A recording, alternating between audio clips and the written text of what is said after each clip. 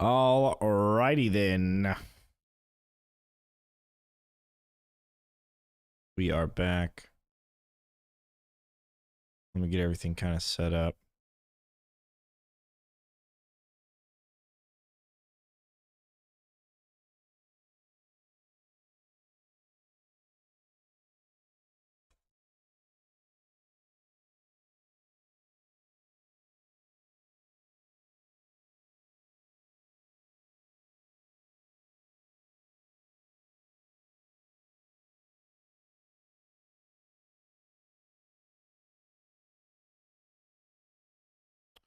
The cactus.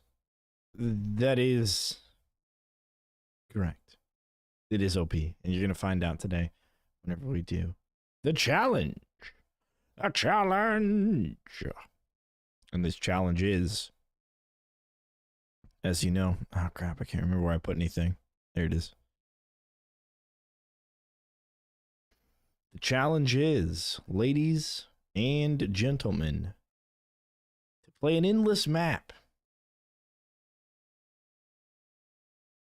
Play an endless map without doing damage traps.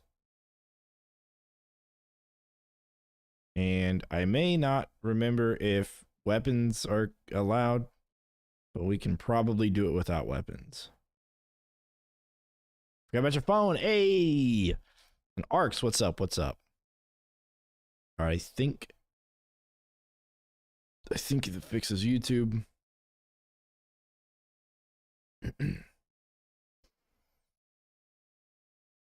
we good on YouTube? It's flipping insane. Nice. I see what you did there. See what you did there. All right. I think YouTube is good. Twitch, good. All right.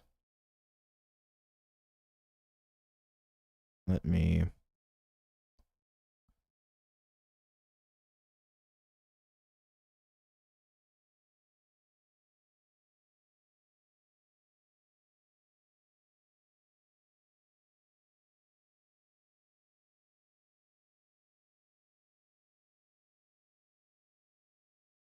Oh yeah, and don't forget to leave a like, comment, subscribe, and follow. Stream both YouTube and Twitch. Might as well start with that and then end with that, right? Okay.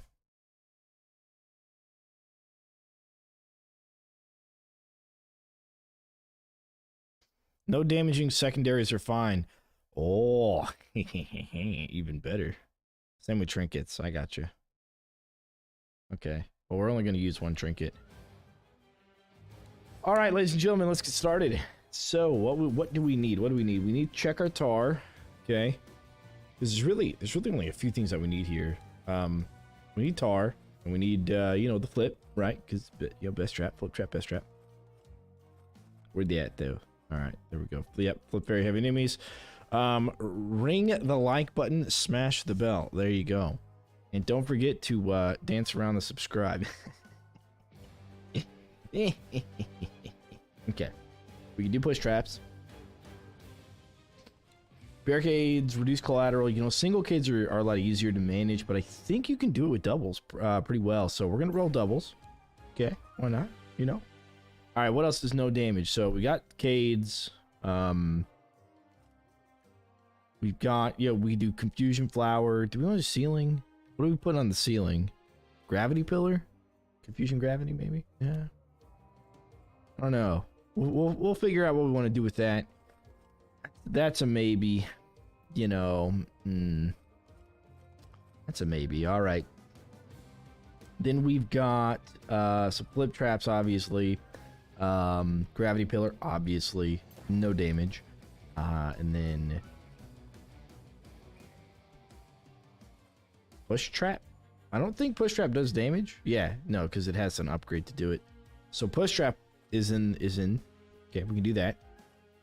We could do tar trap. Yeah. We're gonna do tar trap for sure. Okay. Yeah, we'll definitely we might do the flower. I'm really not sure where I'm gonna use it. I don't know if I'd rather have it on the floor or the ceiling. You know, because I'm planning on doing a bunch of gravity pillars I don't know. Yeah, I don't know. So the cactus. So what's our objective here? Is it 25 waves? Just go as long as we can, play for the rest of the day or whatever, or is it something else? Okay. All right. I think that's it, right? Now, is the wind belt? Are we allowing the wind belt or no? Does that count as damage? I guess the sod would be pretty good. The secondary for the sod. If I'm allowed to use secondaries. But definitely stone staff knockup for sure. We definitely need that. Long as possible. All right. All right. This a challenge. Kinda. Yeah. It's gonna be difficult in the beginning because we're not gonna get good combos, which means we're gonna be low, low on cash. But since the last time I did the 1,000 waves, not the explosion upgrade. That's okay. I never used a secondary for this anyways, so that's fine. But since we've done the 1,000 wave run through, tar has gotten cheaper and barrack has gotten cheaper. So I think this is much more doable. After that, so we'll see. We'll see. All right. Let's head into endless and quick path as always. Dang, dude, I'm still #1 on my friends list. Solo, that is global. Let's see. Is anybody beating me? Oh wow, they have. Okay, well, all right, there you go. So I'm not #1 anymore, but hey, that's okay. I didn't really have a good combo setup at that point either. All right. So I think we're going to use the wind belt just because we're going to have too much space in our inventory and we're going to need to do other things with it. So the jar of ghost could work as well. Secondary has a permastun glitch without the enemy dying. Oh yeah, you mean they'll start walking into the corner and just kind of hang out there? Yeah. All right, so flip trap. Let's see, we got we could do flower. We'll bring it. We can just place it on either the wall or the ceiling. Push trap. I think that's it, right? That's all. Oh, gravity pillar. Okay, so that gives us yeah, it gives us all of our stuff. Okay. Very good.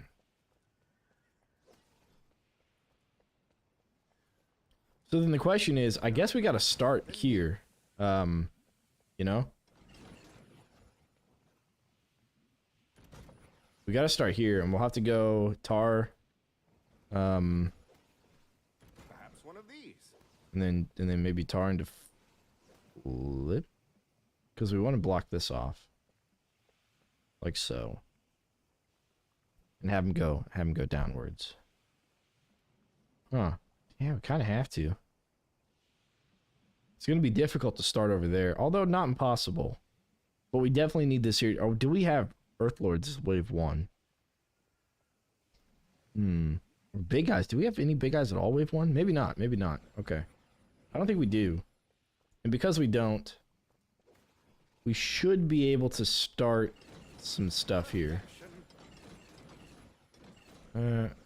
Yeah. Okay. Man, I don't know. I can't do that either yet. Okay. See, without damage, it's difficult to say what we should start with. One of these here. Maybe push traps. That's not going to matter as much. Let's see, line it up. Nah, they don't really go out that far. Not yet. Again, we need this. We need to get to where we were. Oh, you know what? They're still going to go that way.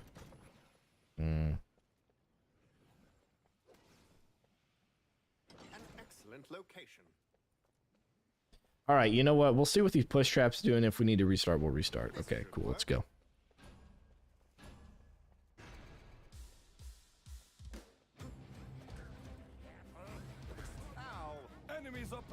Now, if I accidentally auto attack once, sorry.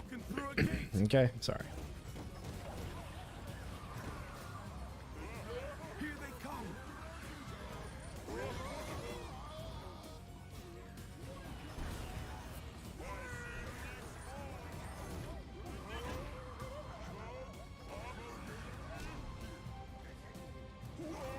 Do the wind belt so good.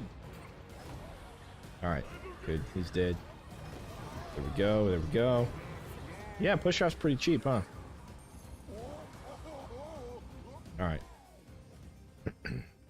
And we got kill streak money, so that's good.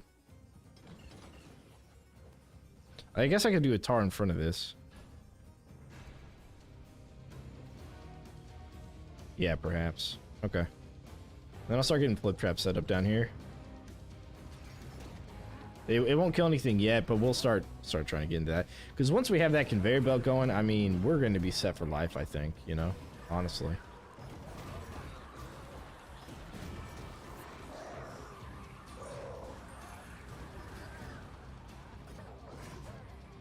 Alright, push him that farther that way, get him out of there.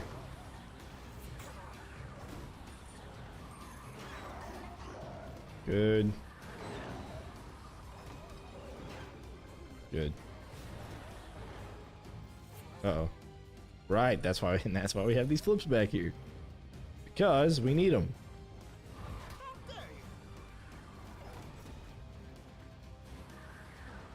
Alright, they bounced off? Good. We just gotta wait for him to make it to us. He's gonna keep getting stunned until he makes it over here. I say start with non-damaging traps. What do you mean? We have to play the whole thing without damaging traps. And I think we can do it. It's just gonna be... This part's gonna be a little tricky, is to make sure these guys end up dying, you know? There we go. So he's dead. Like so. Then we'll do this. Alright. Thank you, boys. Great, great. Oh, I should have sold this one. Damn it. This one might flip over a small guy to the other side. We're going to have to watch out for that. That's unfortunate. I did not mean to do that. I meant to flip it the other way. Watch. See? Damn it. I gotta go catch him. Don't do it. Don't do it. There. He's out of here. Now we get to sit over here and blast him off.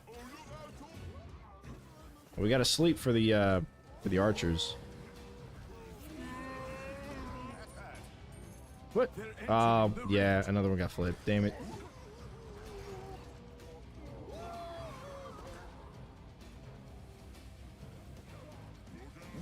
Now, there is a bug right now where the enemies will get stuck on the flip traps, and I don't know what causes it. But I am not complaining. It's only when you put them sideways. Alright, well, we're gonna lose a couple of random ones. Because we didn't pay attention to them. There we go. He's out of there. And, you know, the stun's working out pretty well so far. So we'll throw a tower here, and then we'll do some flips. Probably a barricade here. And another one. And another, yeah, maybe. We'll have to see. Alright. Ogre needs to get flipped. He'll flip pretty easily here. There we go. There he is. Gotta speed these guys up. Alright. Now we can sell that. Alright, let's get an idea for arcades. So if I do that, and then I can do either here or here. I guess it doesn't matter. 1, 2, 3, 4. That puts it at the corner. And then is that fine? Is that corner fine? Yeah, that's okay. That's okay. Alright. And so we're gonna want yeah, flips here, here, and then all the way down. Okay. Cool. Oh, sarcasm. Oh, gotcha. So I say I don't think I had a lot of panic, but I'm just so familiar with this map, you know. What map is this? This is called Quick Paths. It's an endless exclusive map. So you can't technically play it on story mode, although you come on. Just don't have my contingency in the back set up yet. So don't have any money. I need more money. I'd recommend, if you're gonna run this, to at least be able to bring like I don't know, some damaging trap. Lasers maybe? I don't know. We haven't even had to use gravity pillars yet. We're definitely going to need to use them against sappers, but later, you know. Ooh, you know, sappers are going to be a bit of a problem, and the reason they're going to be a bit of a problem, I didn't think about this earlier.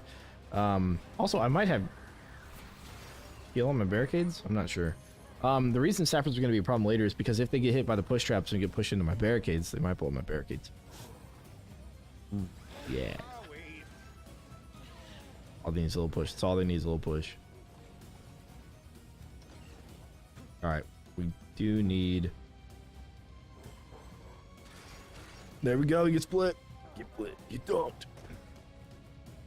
Time to slam jam. Okay. Tar. Flip. Okay. Cool. And you said it couldn't be done. I'm kidding. He did not say that.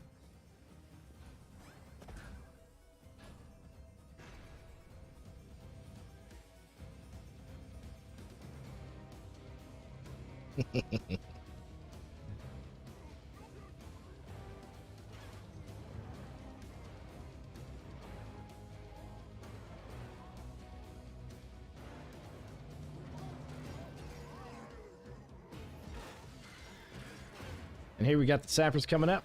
Let's give them a check. Yeah, that's a problem. Okay, don't do it. All right. So the wind belt will damage them enough, and they'll flip off, and that's good. Come on, like a bird. Seems fun, dude. Yeah. I mean, this map. Look, if you're looking for the pinnacle of endless maps, this is definitely it. You can do a lot with this map, and the fact that it's just so large and lots of flip space, and the flip space is uncontested with no matter how large the enemy is. You just get to flip for days, so it's pretty good.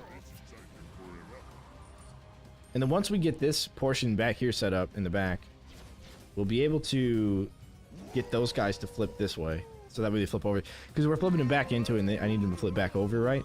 I guess I really don't want them to flip too far. Maybe not. Just pick them up and use them as boom barrel. Yeah, the sappers. Yeah, that's a good point. Sure. Mega Danger, what's up? Interesting idea, yeah. Well, I think this is the only map I'd be able to do it on. Okay, there's that. Alright.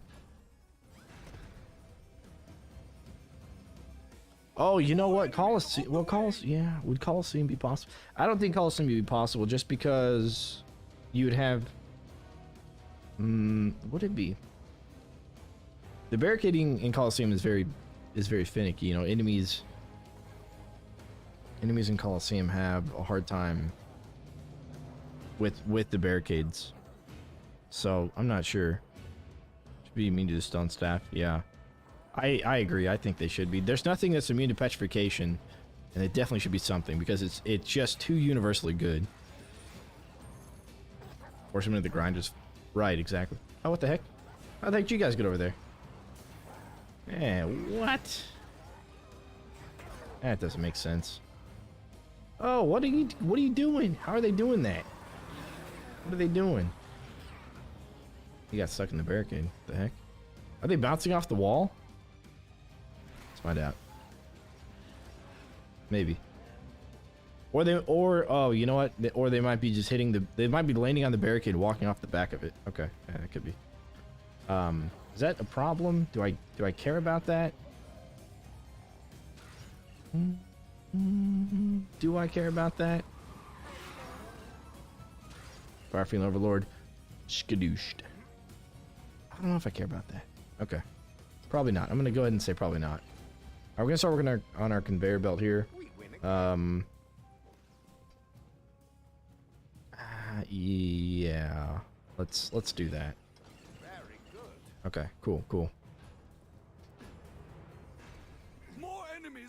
At some point they walked over one of the barricades next to Inskill Zone. Real weird. Yeah, I think they got flipped and they bounced off of this pillar and landed on the barricade and just walked over it.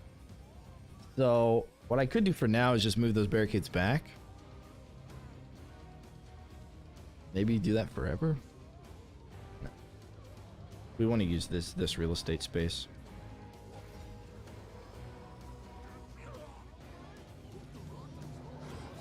All right, we'll take him out.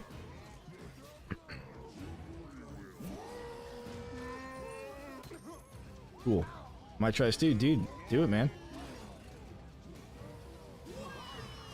I mean, so we got to wave 1,000 on this map, right? Which took like 58 hours, 52 hours, or whatever it was.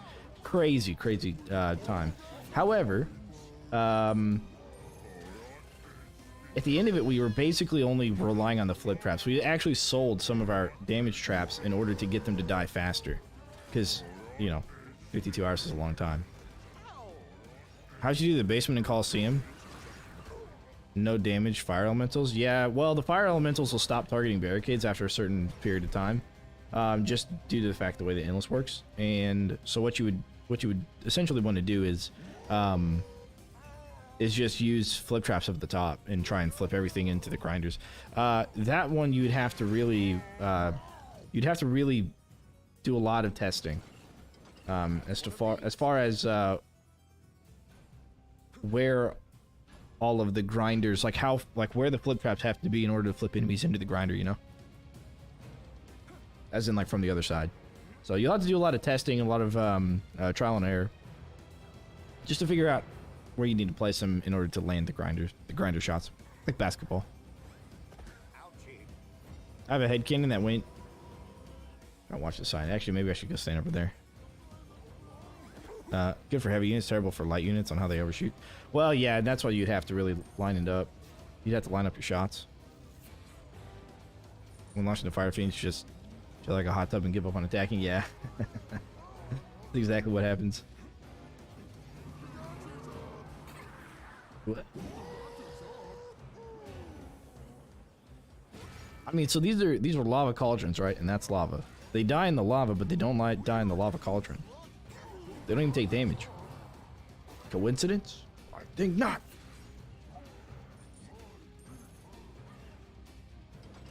Alright. So we got the basis of our conveyor belt set up.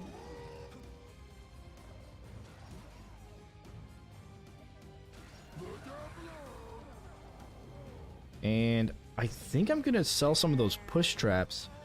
It's kind of making them take a little bit longer. I really don't mind them too much, but we don't need them right now. We might need them later when we have a ginormous amount of enemies, but that's not right now. So, all right, cool. Do we do tar here? Yeah, we probably should. Not yet, though. Not yet. What we need to do is build back here. Big Lava has been skimping on lethality of their cauldrons. Yeah, exactly. It's all a conspiracy. Alright, so build here, here, and here. That work? That works. No, wait.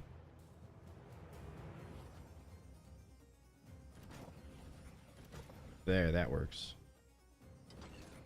Okay. I'm gonna pull this one back. We flip a small guy right here, we need to pull that back. So there we go. Nice. Oh, maybe I'll push this one up.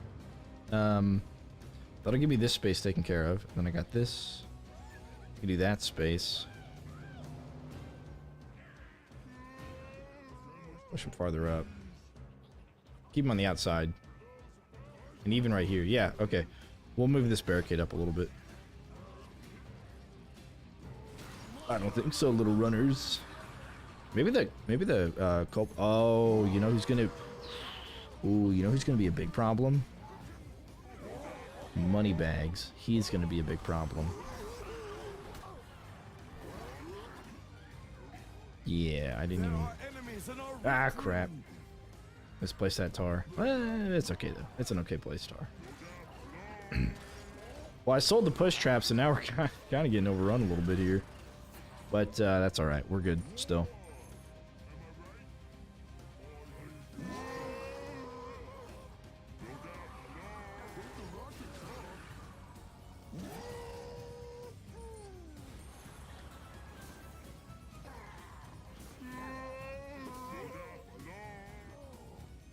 Oh, let's get over there and sell that.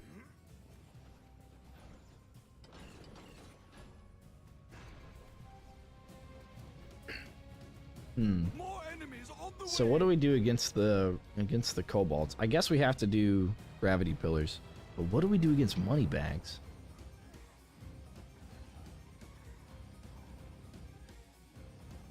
You know, normally what I would do is I would run spike wall. And the reason I'd run the spike wall, especially with bleed and not stun, is because he won't get affected by it, but all of the other big guys that are near him will. And that's pretty huge because that's what we need to affect. Is we need to, you know, segregate the damage and not let money bags, or let money bags through, but have everybody knocked down.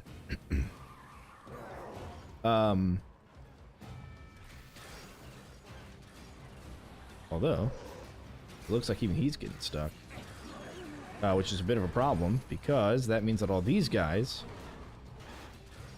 are. They're almost there. Okay. Oh. All right, let's stick them. The gig is up. Money bags. All right, I think we're okay. It's just an Earthling, and he'll get flipped by the other flip traps. So yeah. Enemies at the rift. I mean, no, it won't be necessary to attack him, but we won't be able to get money from him. Because we can work around him, right? We can stone staff enemies behind him, and you know, pull aggro from enemies behind him. So I think we'll still be okay. As far as killing him, that's going to be our best option, right? That's what we did right there. Okay, so this flip trap actually worked pretty well. They kind of expanded out onto More it. enemies on That's the nice. way. I'm going to keep that. And so far, also, no enemies have flown up here on the railing. They used to do that a lot. And I'm glad that they haven't. Oh, I forgot to move this barricade up a little bit, though. That's okay. Wait, what? Wait, what? Oh, the thing I did with money bags? He despawns? Yeah. Yeah, when you stand in front of him, he'll despawn because he can't move anymore. He doesn't attack the players, so... Yeah. We need to be really careful around these knolls. He needs to run in. And the TNT archers as well. They're going to be a little tough to manage, I think. That's why we play Cygnus, so that we can sleep on him. Ooh. Okay, he almost shot at us. There we go. He's dead now. Ogres are dead. Good. Falling in. That guy's going to walk around and get flipped. They're almost there. We got their... You know, Fire Lords, Fire Elemental's not going to be a problem because no damage, so they're not going to pop. Oh, actually, that one might. I guess the flip traps do a little bit of damage on us, so... Yeah.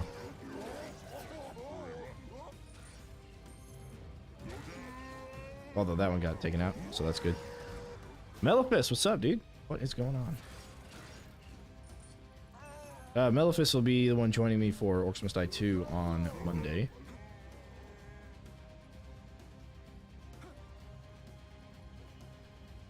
Alright, so this, and another one there. Okay. Wind-built operation, silent but deadly, yeah. But it's really, I mean, it's it's a really underused weapon. Like, you know, I've mentioned this before, I don't remember when, but I was watching a noob streamer, and That was invigorating. he used the wind belt religiously, and I More enemies on I the saw the way. true power, man. This is the no direct damage challenge, correct? Yeah. Don't sleep on seeing this ability, exactly. It's really good for endless. I would have rather played Egan, but because we're not doing damage, you know, and normally you'd want to run Egan if you were to do like regular traps and stuff, because you'd use Egan as your weapon. And then all your traps would just be there for the flavor, right? And to do extra combos. You'd be able to set yourself, you know, give yourself more of a loadout for damage traps. Because traps is what carries you. You know, your weapons don't. This is a self-imposed challenge, yeah. It's good for relaxing, yeah. Is under attack. And for you know, not taking unnecessary damage to your barricades, unlike what I just did. There we go. Figure that all at once. They all fall into the lava pit and burn. Belt.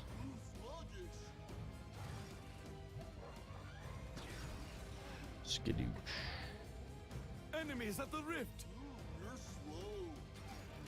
Weapons don't do damage in highways, exactly. I mean, traps don't either, but they're more consistent. They're better for it. I mean, I guess technically the wind belt does infinite damage, like a flip trap, but that's a technicality. All right, Oga boy. Come here, you flip. Get dunked. Come here. Come here. Yeah.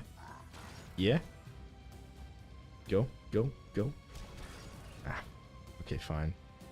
He's not fast enough to pass the flips, so he's probably gonna stay here until he dies.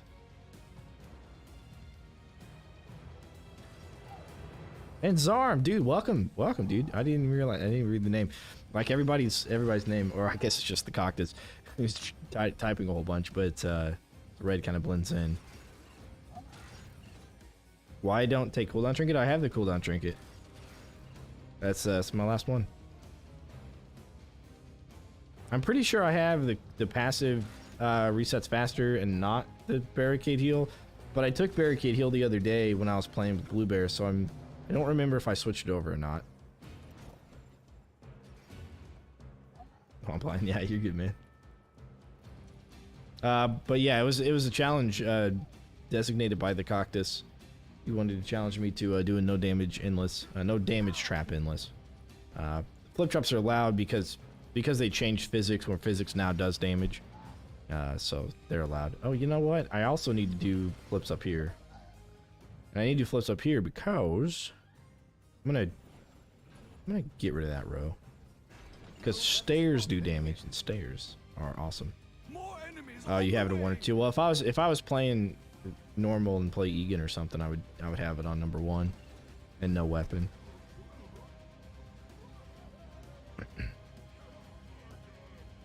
Yeah, I think removing that 1 row is gonna help, because everything small is gonna get blown over to that side.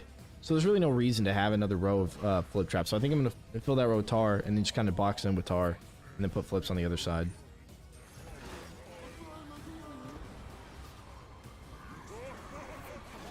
Don't think so.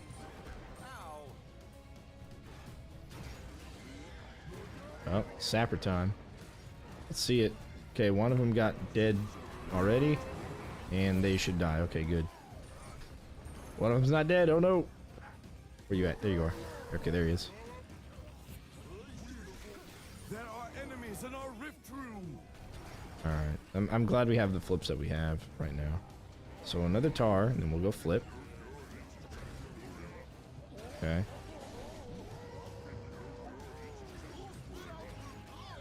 Emix Thor on Quick Path, never played it. Dude, this is the way to do it, man. There's a couple of people that have beaten me already with my 101 million. That was number 1 there for a while. But there's been a couple of people that beat me, so it's definitely doable. You know, when I built it for longevity and not for score. But you can definitely optimize on the 1000 wave build. Okay, so we're gonna run another Cade this way. And in this corner it's gonna be, I guess, flip that way and then tar, and then we'll build outwards. So barricades here, and I do, okay. Cade here, and then, let's see, 1, 2, 3, 4, and then I do want to kind of send them out this way. I don't know if we're gonna have another go break. It feels like we're gonna have one now, but we haven't yet. So if I build here, which would be the next step, then yeah, okay, then I just build here, and then it flips them into that. Okay, easy. Easy peasy. The 101 million was not the wave 1000. I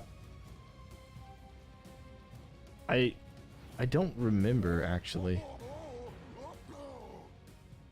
I think we had I think we talked about this before, and I think you're right. Yeah, I don't think it was the wave 1000 run.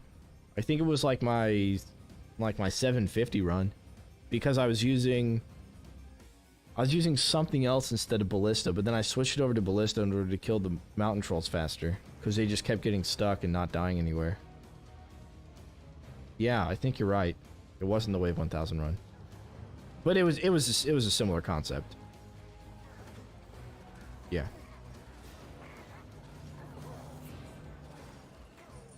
Yeah. The cooldown trinket's on cooldown. I never thought of it like that, Maleficent, but yeah, you're right. I don't know why I never thought of that. It's pretty good.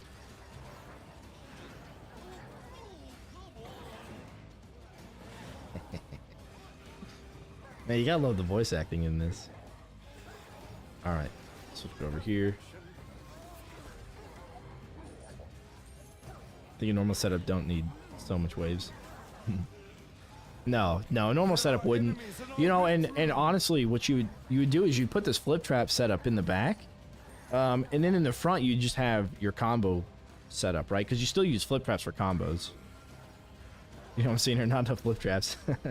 It's fun to put spike walls up on that, like that slanted wall, because then when enemies get flipped up into it, they get swatted by the spike wall sideways and they fly off to the screen. That's pretty good. Are we done already? I mean, yeah, essentially. I guess I could leave it. I guess I could leave it going. You know, forever.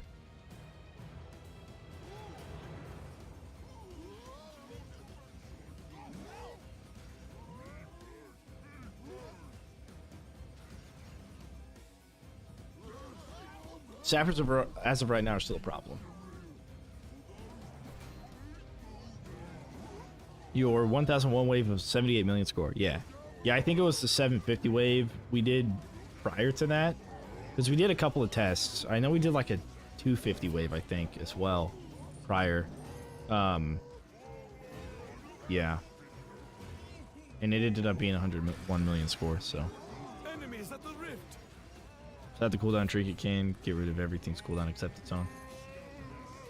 I guess it'd be kind of cool to see another trinket that would have something where it would like reset trinket cooldowns. So then you could spam another trap reset trinket, you know? It'd be kind of cool. All right, we gotta see. This is the problem. This is the problem with what we got going on. Is these guys will tailgate money bags. But like I said, we could, you know, stone staff them or whatever. We could pull aggro from ogres and such. Oh, whoops! I almost forgot. Let me do this, and then we're gonna get the money. Yeah. 2 trap reset trinkets, infinite loop. Well, the trap reset trinket wouldn't reset the other trinket, but the other trinket would reset trap reset trinket, right? Okay. If you had to exclusively use one element, what would it be? I'd probably use either lightning or fire. Oh no, just kidding. I'd use ice. If it's doing damage, I'd use ice, like the ice dart spitters. If it was like one element, and like I could use all traps of one element, probably ice dart spitters and ice, yeah. Oh yeah, it would, but it would be a long cooldown though. So you could do, I use my trap reset trinket, somebody else's uses theirs. Then you use the trinket reset trinket, and the other person, and then you do both, and then the other trinket reset trinket, and then you do both, and now you're on cooldown for everything. So I mean, it'd be kind of neat, but you also don't want to you don't always want to use your trap reset trinket, right? Because then everything is on cooldown together, and that can cause problems. Because if you have a lot of enemies in your kill box and you're about to have a lot more, then that might cause problems. But yeah. All right, so we're gonna definitely have that one there, and this one here. All right, sweet. More enemies on the way. And don't forget you're using another piece of your loadout, especially if the both of you do it. Use trinket reset trinket to reset the trap reset trinket, making it a trap reset trinket reset trinket. Yeah, exactly, dude. Oh man, that's a mouthful right there. But it would be a trinket reset trinket because it would reset all your trinkets, not just a trap reset trinket. You know when the sappers are coming?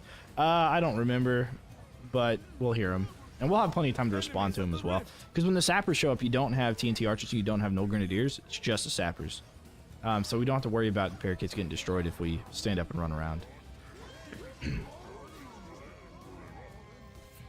Except with boom barrels because it looks cool. They're almost there. Yeah. Well, if you could keep resetting your own traps, I mean, you could boom barrel the crap out of an area. That's yeah. But the problem is if you have too many enemies together and then you set your traps on cooldown all at the same time, then when the enemies start, you know, when the next group of enemies show up, you're gonna have a hard time. So I don't know if it's worth it to have that much trap reset. God damn it. Just flipped the wrong way. Alright, we got this trolley boy here who doesn't want to die. He's getting flipped. Get done. Oh, he is. Oh, man, he's getting flipped all the way out here. Alright, what we'll do is that. There we go. Get rid of that and that. There, sweet. Beautiful. So that's going to stop the trolls from getting flipped over. That's probably okay. They're not too fast. I don't need tar yet. I will, but I don't yet.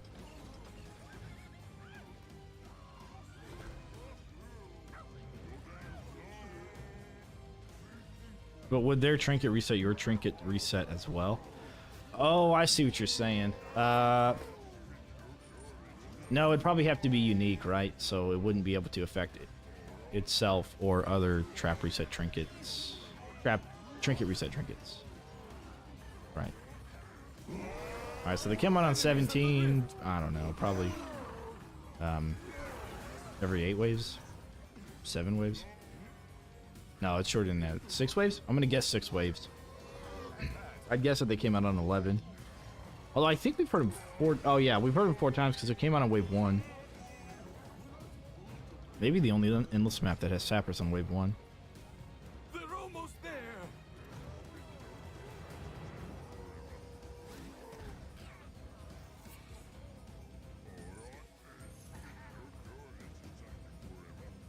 You know, that would be a pretty easy thing to mod. I gotta be honest, dude. That'd be pretty easy to mod. TRT to make it differentiate from. Oh, yeah. Right. You don't with MD2? Ross, no. We are playing Orcs Must Die 2 on Monday, and this Monday our co-op partner is Maleficus. And then we'll continue Orcs Must Die 2 co-op on War Mage difficulty. And soon we'll be switching to Nightmare difficulty because we played, I think, the first 6 of the original Orcs Must Die 1 maps. Maybe the first 4. And so we're going to then continue with the DLC after. Depends on how long we play on Monday. And then if anybody else wants to play, or if I know Darth Portal's usually wanting to play, so we'll play with him to kind of finish it out, War Mage co-op, and then we'll go in Nightmare mode, and we'll do a handful of maps on Nightmare mode solo. Yeah, another TRT. I'm in favor. That would be definitely moddable, you know, and we would most likely use the code that we have for the trap reset trinket and just make it affect trinkets only instead of traps. Oh crap! I died. No, this wasn't a no death challenge. All right, so yeah, these Cobalt runners, man, they're kind of hurting us here.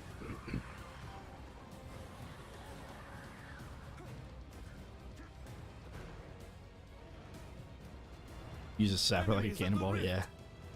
Well, the thing is when sappers blow up in the air, they don't actually do damage to anything in the air, which is one of the reasons why gravity pillars are so good against firelings. Is because, or fire elementals. Whenever the fire elemental pops, the firelings are still going to be in the air. And they're going to get sucked up. If they die in the air as well, they're not going to damage kids around it. Much like sappers.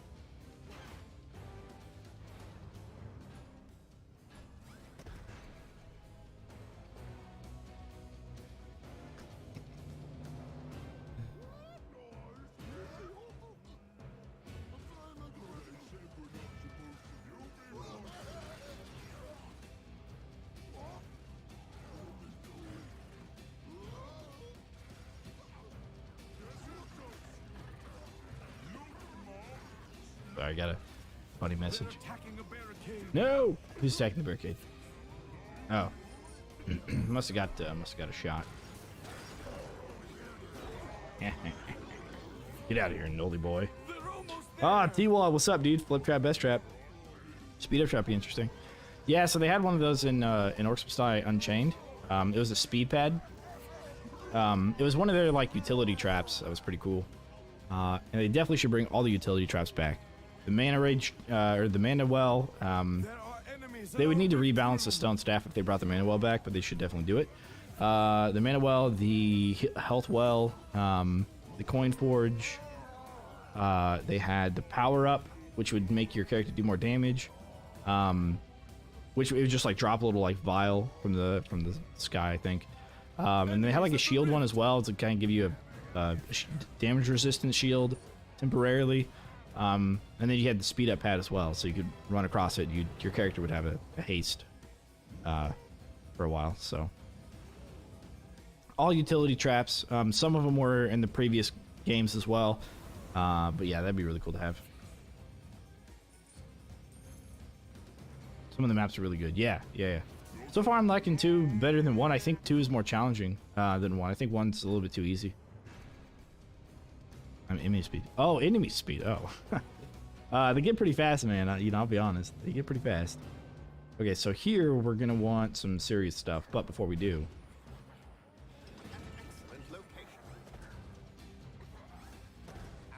Floating potion factory. Just a boom barrel launcher, but with potions.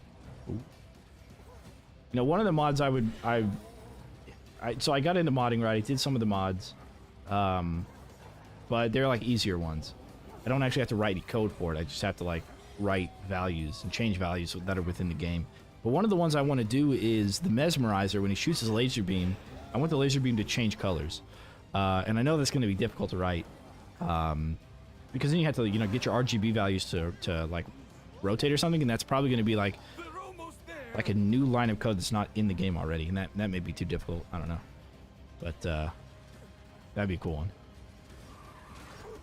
But we do have TNT archers on this way, but if we kind of segregate these guys a little bit, get that going. There we go. Okay, now we'll be able to kill money bags. Enemies at the rift.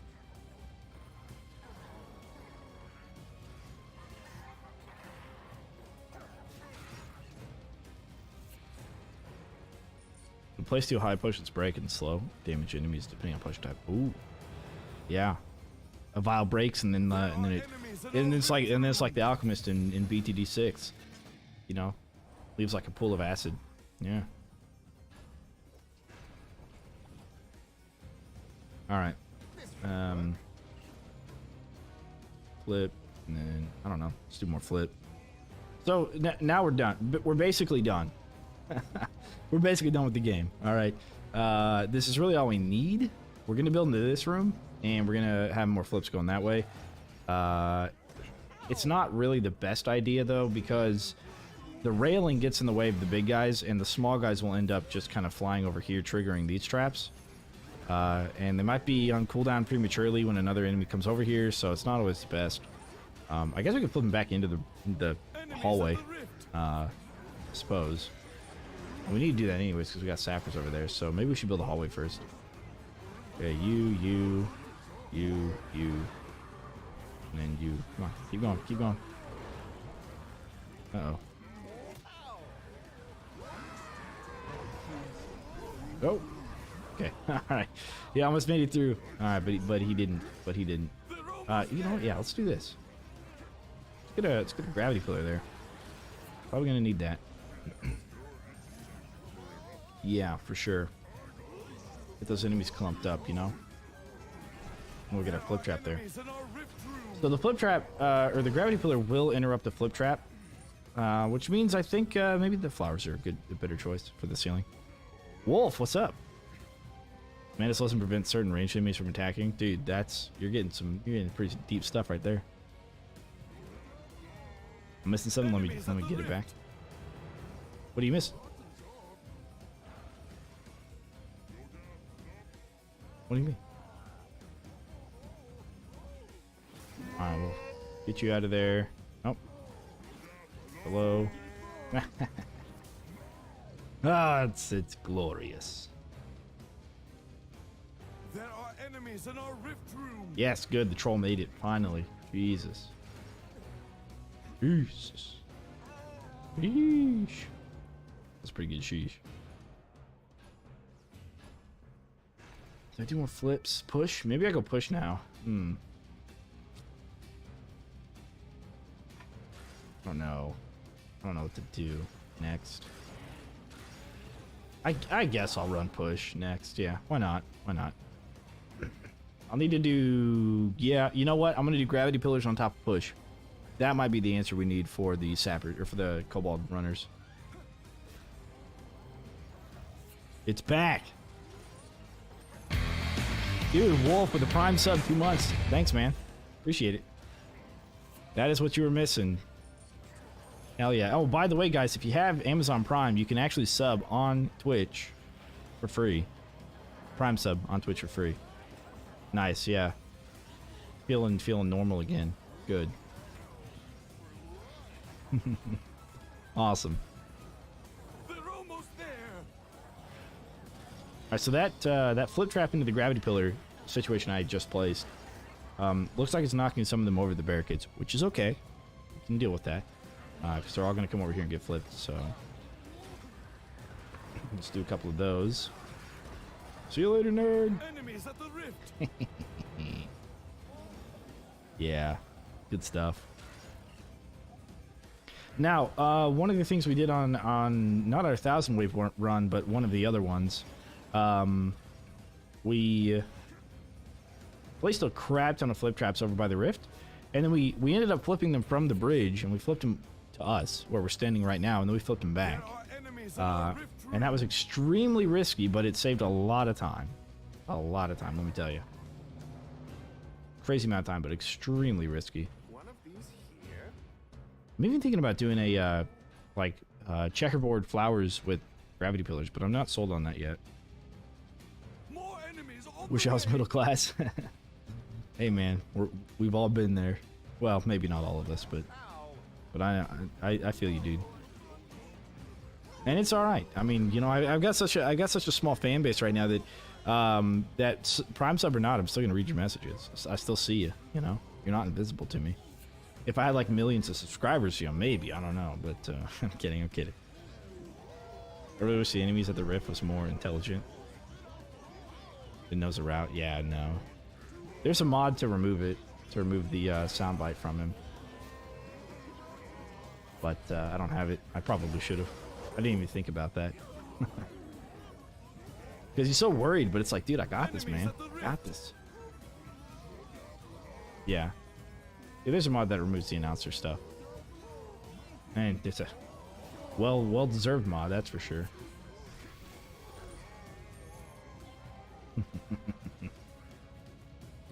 They all get flipped. They're almost there. See you later, ogre. See, the stairs are doing damage to him. Not a ton though. I thought it was gonna do more, but I guess it is wave 23. Yeah. So.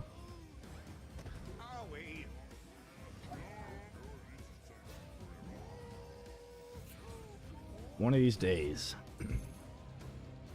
He gets flipped by one, then flip by the other, then flip by the other, then flip by the other. Okay, there we go. There are enemies in our rift All right, room. we're good. I don't want him to target me.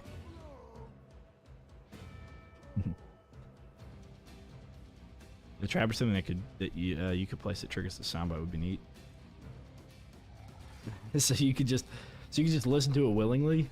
I don't know about that, man. I don't know anybody would want to listen to the announcer saying they're entering the rift willingly.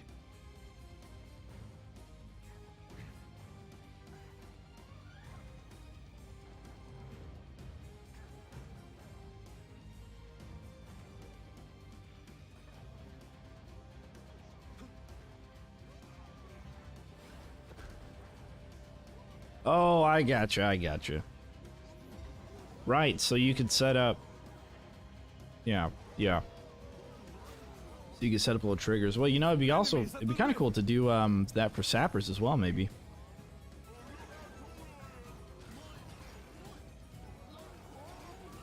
Is that who the voice actor is? Chris Sabat?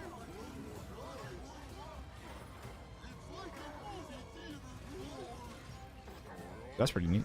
I don't actually, dude. I should look at that. I should do a video on that. On like the the voice actors. I tell you, dude, some of the other languages, I think I listen to like the Spanish because I watch all sorts of Orcs Must Die 3 content, and I think the Spanish is maybe like my favorite, like for Max anyways.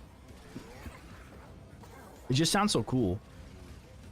That or the Japanese isn't too bad either.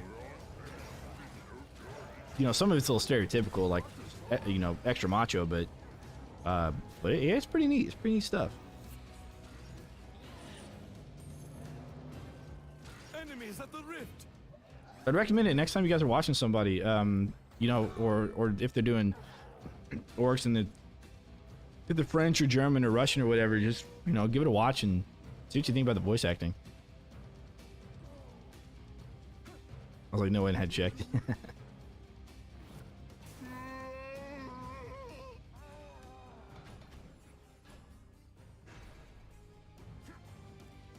that the same guy who did Vegeta from Dragon Ball? That's crazy, dude. I'm checking out on Discord. BehindTheVoiceActors.com. Video Games Orcs Must Die 3. Let's see.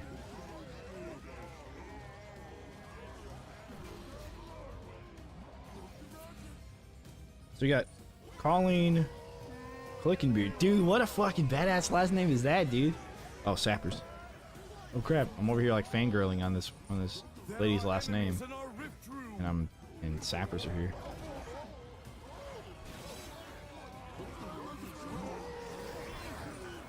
Alright, these Sappers need to die.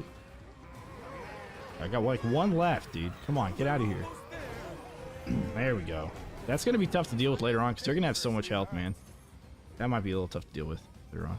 What are you doing? What is he doing? Alright, get those out of there. Let's go heal up. And then come back. Okay. Alright, we'll catch him here.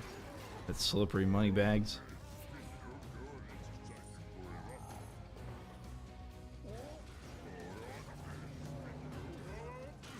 He has plans beyond our comprehension. Riasa, what's up? What's up? They're almost there.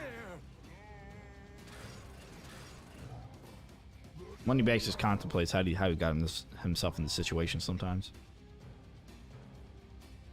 Like, how the hell did I get here? What is life? There we go.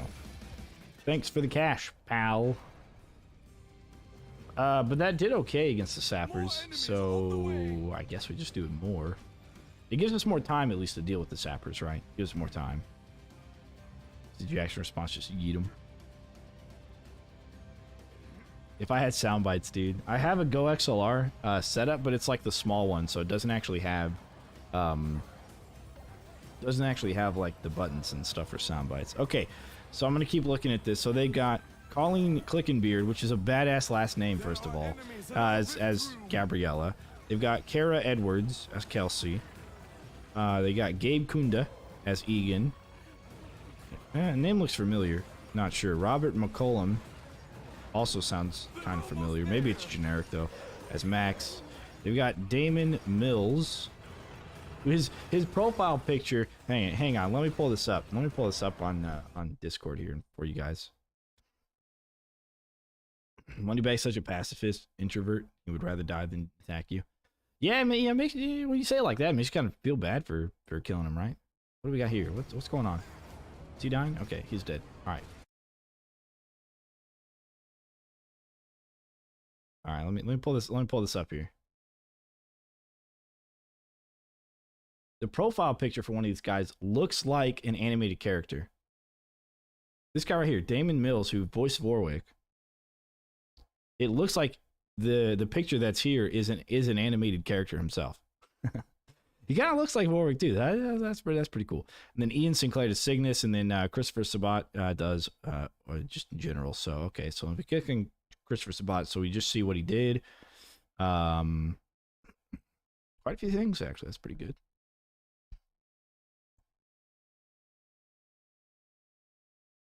It'd be pretty interesting to be voice actor, wouldn't it?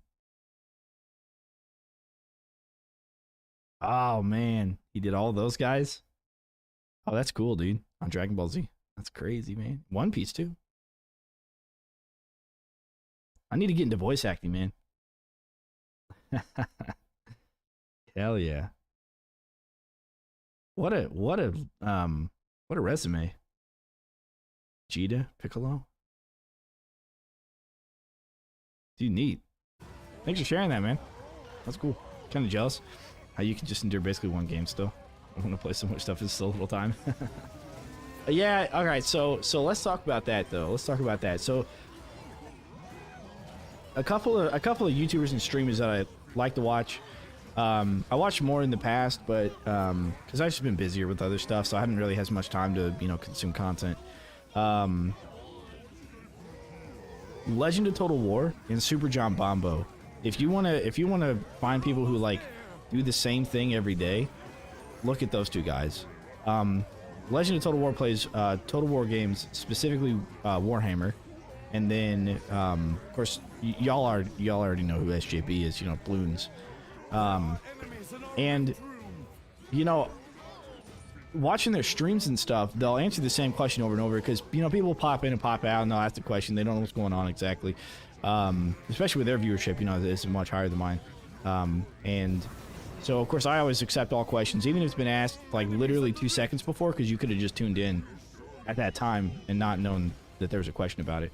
But there's a lot of people that do that. Just think about like a monotonous job, right? Like a trash collector, right? They just do that. The same thing every day for 40 years, right?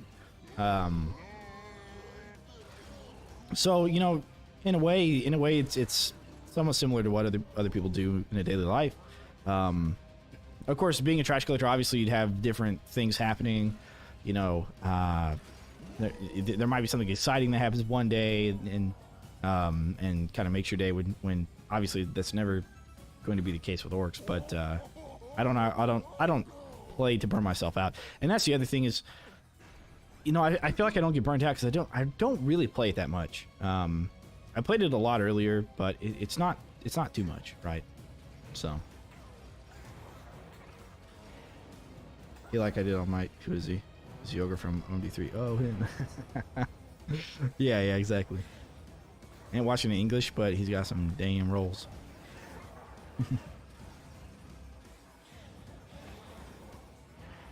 I work for a bank as a customer service. Repeating myself for 8 hours a day. It's my job. Exactly. That's a lot of people's jobs. That's my point. Are there sappers? No, TT archers.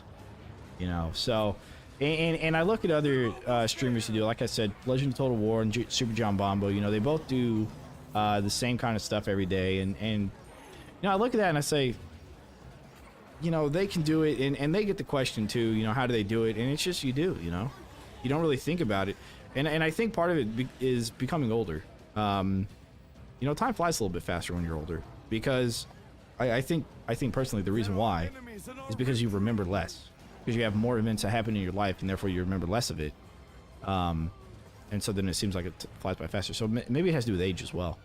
I don't know. And you have to enjoy what you're doing too. And I found you guys, this community, by playing this game. So there's that. That's why I've quit or take breaks from so many games. They just feel like a second job. And that's true. And when you do YouTube, a lot of people say you have to treat it like a job, and that's also true. You have to have a schedule, or streaming at least. You have to have a schedule, and then when it comes to uploading videos, you got editing to do, which takes forever. You got recording, so you got to plan ahead. Like if you look at somebody like Let's Game It Out, he plays a game for so long.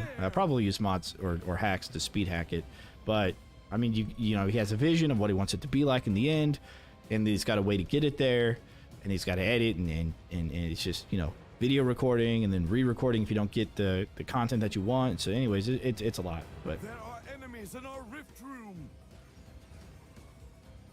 Yeah, you're right. This is orc basketball.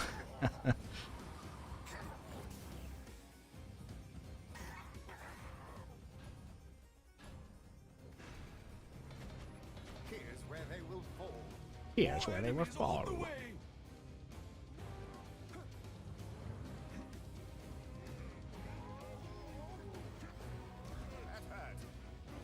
I'm reaching my mid-30s, and your look on things definitely changes pretty drastically. Hope not, dude, because I'm hitting 30 here in a second, dog. I'm hitting 30 in like a handful of days, man.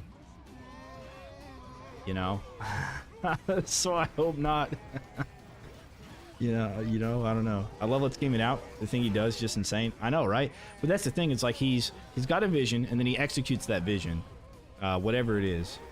And I mean that's pretty big. So, damn it, sappers. All right, got him. Where did he go? He's behind me. Oh crap! Oh crap! Oh no! Alright, where is he at? Oh, I'm gonna pull a Donkey Kong move, dude. Oh, I should have done that sooner. The Donkey Kong move. You guys know what I'm talking about. You know what I'm talking about. Let me know if you know what I'm talking about. The Donkey Kong move. Need more flips? We'll get more flips. It's kind of bad if you don't start with at least a little bit of variety because you lose so many views and change stuff. That's also true. You know, whenever I went to change into Bloons TD6 and I added that into my content, well, anytime I did non-tower defense content, I hardly got any views. But when I added Bloons, I got more views. And it took a little while for me to get enough of a following on Bloons because you're basically making stuff for a new viewer base. And so if you're not good enough at it, or if you don't, contribute something that they can't find somewhere else, like knowledge or gameplay or tips, or entertainment, because some people aren't very good at a game, but they're very entertaining people, right? And so there's a good, mix of different types of personalities that people look for when they look for content creators to watch. But feels more like a Kirby suck. Okay, true. Play Kirby more than DK, but I still do that. Yeah. Yep, that's a Super Smash move right there. All right. We need this guy to either fall off the edge or come back. Come on. Okay. Listen. I don't have my trap reset trinket off yet, so I need you to come over here and just need to. What I need to do is probably just there we go. You need to encourage him to fall off, right? Encourage him. This map gets no money. This map. Yeah, no, not really. More enemies on the way. Excellent location. But I don't think it's supposed to, right? Since you only have one gate, you don't have a ton of enemies. Which is the other reason why this works, is because you don't have a crap ton of enemies.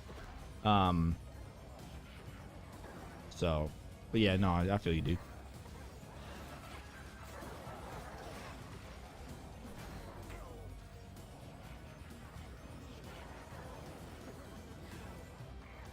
Oh, we need flips at the bottom of these stairs. Yep, we'll need that.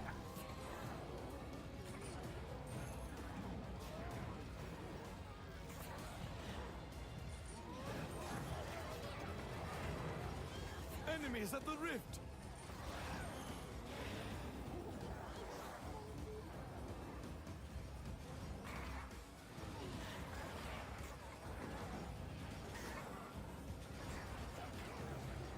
There are enemies in our rift room. Lack of being able to do combos could really help the income. Yeah, it's pretty big. It's pretty big in this one, and it's really easy to make combos happen in this map. Whenever you build for combos, of course we don't with this setup. But then again, like I said, you just do this setup and then just make the kill box on the bridge, and you're golden, dude. Because all the small guys are gonna die, right? You're gonna have crowd control for the big guys. As long as you have something to segregate the big guys from money bags, bro, easy peasy. That's all you really have to worry about, is segregating money bags from the ogres. So Spike Wall does that really well. Do that. Done. Load up Vamp Survivor and play it in the corner, multitasking. You really want to play Vamp Survivor. Dude, I've got it on my list, man. It's going to be the thing I do after I finish Pathfinder. It's going to be Vamp Survivor. Okay, it'll be on my other channel. My non-TD channel. I should say more specifically my Let's Play channel. More enemies on the way.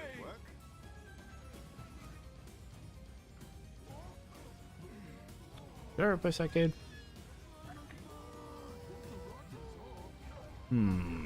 Maybe.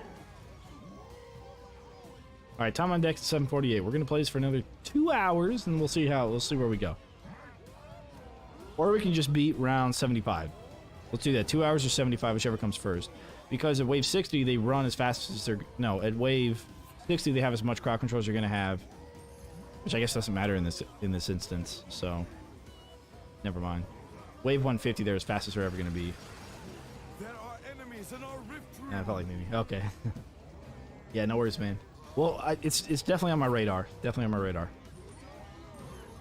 But Pathfinder is such a large game that it's going to take a while to complete. Yeah, it's just so... It's just moist.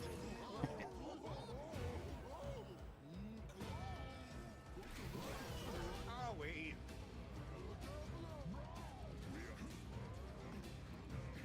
They should put it in a separate channel because, to be honest, getting my subscription spammed by LPs from channels I follow for something is great. Yes, and yes, I agree, and that's why I did it. You know, one of the things that I had done here on this channel is that I had put my other content on this, and I would record it in bulk, right? So I would have like, you know, 12 or 15 episodes lined up, and then I'd either publish it all at once, or I'd try to publish it separately. But then if I published that, I felt bad for publishing other stuff at the same time, because then you look at your subscriptions and you have a crap ton of videos from one person, and that causes people to unsubscribe, myself included. I also unsubscribe people that do that. Yeah, no, I totally agree, Arcs. That would be really cool if you could sub to a playlist instead of a content creator. So, you know, I definitely had that in mind whenever I decided to do another channel. And that's almost why I did it. Not only that, but I also wanted to really focus my channels into certain perspectives. So I wanted my tower defense to be separate from other stuff that I'm interested in, non-tower defense. And then, of course, I wanted that separate from, like, moto vlogs, talking about stuff, which, you know, as I mentioned in my channel videos, I don't have any commitment to it, but it's there, you know, for me to do stuff later on with. There's a couple of philosophical topics I'd like to cover, at least. You know, fun things to think about or talk about with other people. But Enemies at the rift. 100% agree. Yep. Nice setup, fusion, dude. Thanks, man. I've got this padding here. It's pretty cheap. Comes from like China or something. It's you know, voice reflector absorber, whatever. It actually makes for really good packing material. I used it to come to this apartment, and just kind of like, it's super good padding, you know. Really neat. They're almost there. Use it for dishes, use it for whatever, because it's a foam, right? It's a foam, and really, really cheap. So, if you guys are moving, I recommend, you know, investing in some of this stuff, and then you can still place it up around the house, and it'll help with a little bit of reverb.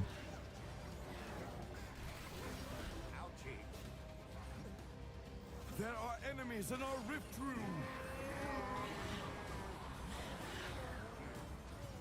Get that kill streak gone.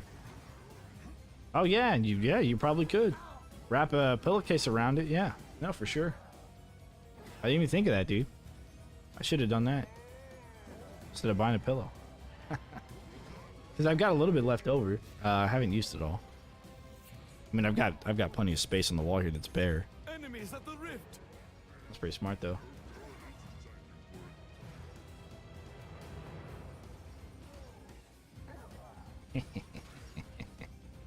Oh, you gotta love it, man. You gotta love it. Very good. No money, though. There's no money in this. Daniel, hello. I like how I'm doing one of the least active things, and I get some of the most viewers doing the least active things. Maybe that's because I can engage a little bit more. Today's goal is to make it to wave 75 or 2 hours. 1.5 hours from now. Whichever comes first. Sapper wave. Oh, let me catch up. Oh, okay, they're all stuck. Good, that's what I want. Okay, Sapper, get out of here. Nope, Sapper, get out of here. Because every time I fling them... Okay, he died. Alright, good. Every time I fling them, they're going to take damage, but they're going to have more health every time, so it's going to take longer to kill them. As long as I don't die while trying, then I think we're okay, but you never know. Luckily, there's no nulls on that wave. Kill stream while listening to the screams of orcs. Yes, as they meet their ever impending doom.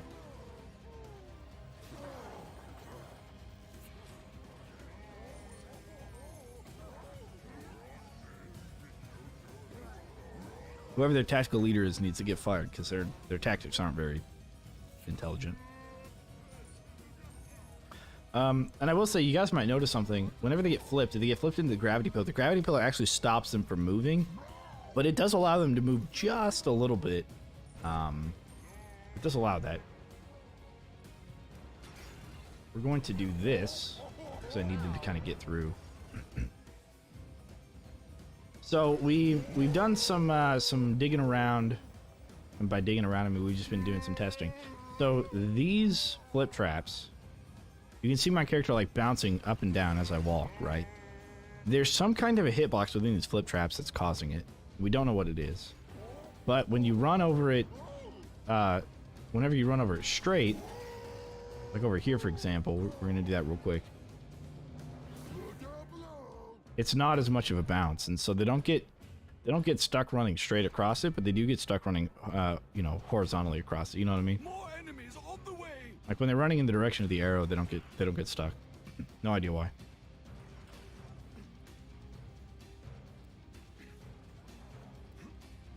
The V Rising thing, yeah. Deepest lore question: is Moneybags a singular orc who gets revived constantly after suffering horrible death, or title rank?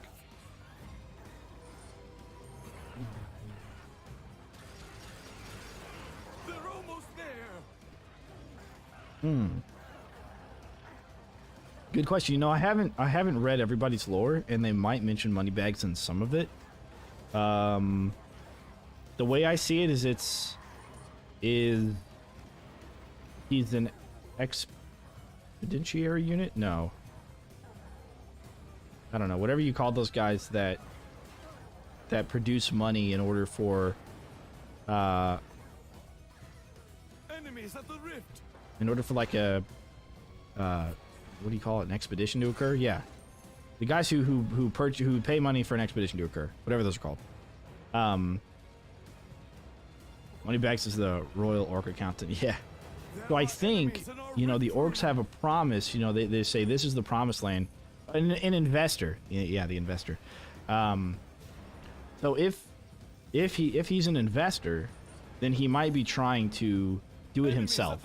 You know, he's getting fed up, and he's like, I spent so much money on these orcs, and they're not getting to the rift. They don't not, you know, promising me what it is that I paid the money for, and then he gets mad and tries to do it himself and then fails. Or sometimes succeeds. You know, sometimes the investor ends up on the other side.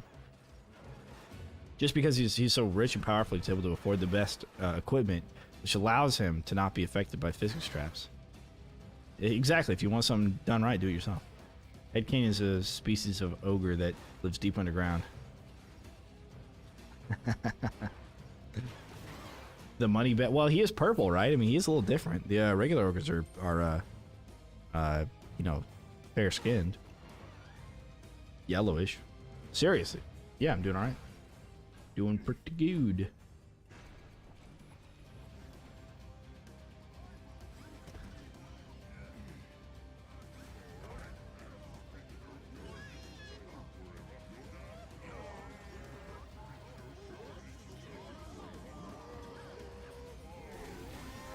Yeah.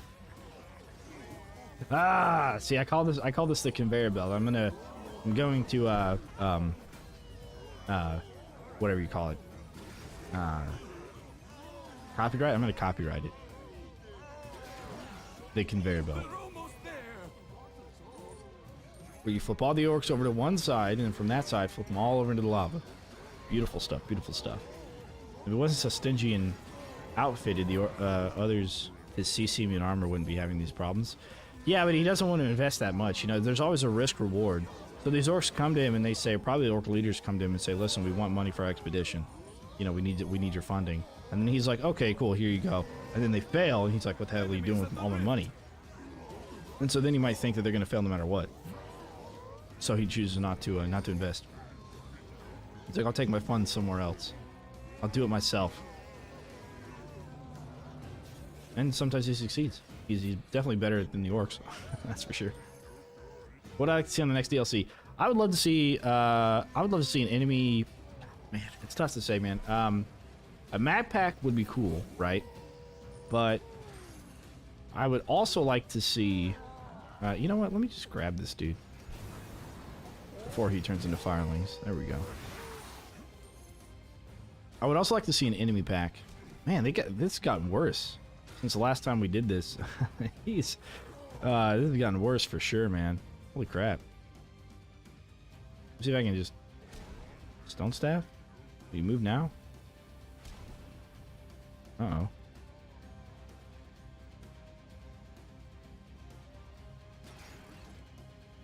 Huh. You go despawn?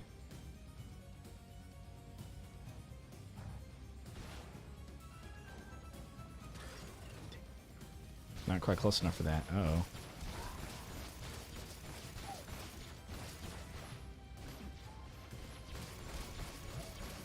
Well, we may have broken money bags. Luckily, he's like the hardest thing to kill here. Ruh-roh, Raggy.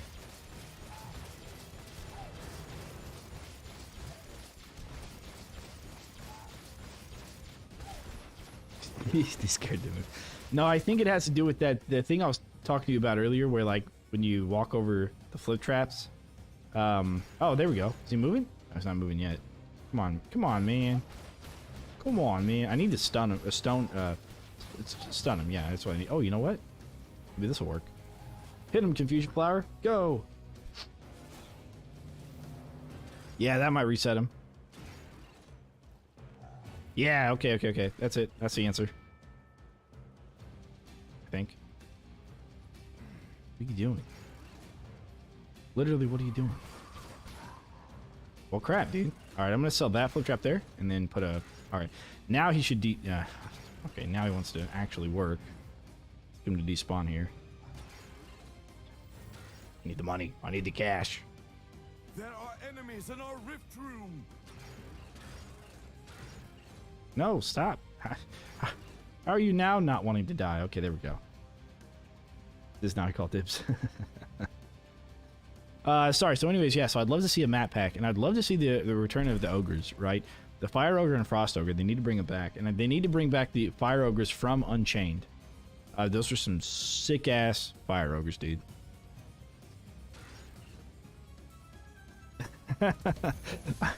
Yeah, you're right, dude. I'm wasting his investment, so he's wasting my time. Yeah, that's exactly what an investor would do, too. More enemies on the way. Because Fire Ogres in Unchained, what they did was they did area of effect damage while they walked around, right? And that's pretty freaking sweet. And they could add that to like endless maps, and they could put them. They'd have to reset the leaderboards, obviously, but they could put them, you know, every like 10 waves or something. And it would make endless more difficult because your barricades would die, and everything. But they'd have to reset the leaderboards for that, or they just do a map pack and just fucking throw them in there, you know. They just throw those ogres in there. So that's what I'd like to see first, and I'd like to see the ice minions come back. The Northmen is what they called them, because they actually froze you when they attacked you, and they don't have that in this game. They do have obviously ice bats, but they don't have like actual ice minion archers and stuff. The Yeti was a cool boss. I'd love to see a boss pack. That'd be neat. You know, just bosses on like regular maps. They don't even have to be war scenarios. It could just be larger maps. Like Coliseum should have had a boss, you know? Like the little ice traps from Unchained. Oh, that'd be cool. Yeah, those little 1x1 traps, because they had a little shock zapper thing as well. That was a 1x1 trap. It did like it was like a little lightning rod. And then they had the icicle ones as well. Yeah. Yeah. For sure. That'd be kind of cool. All right, we got those. And that flower is helping, I think. Sorta. Oh no, now he's in a cycle. Okay, there we go. Yeah, alright. Sure. I kind of want to sell this one now and put a tar there. I don't know if I do that yet. Alright, get flipped.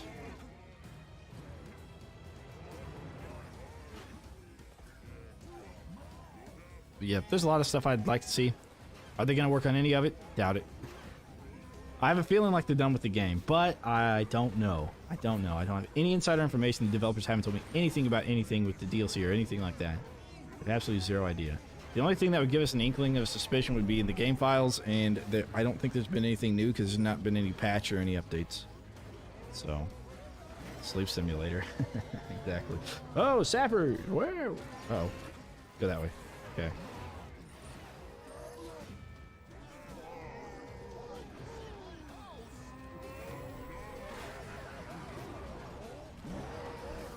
Snagged him. These guys can be the death of me, dude. Yeah, I got him. Yeah, I got them all. Okay. Oh, died. Remember me? Snap simulator. It's old person simulator is what it is. Enemies at the rift. Whoa! Don't think so. Can't touch this. Can't touch this.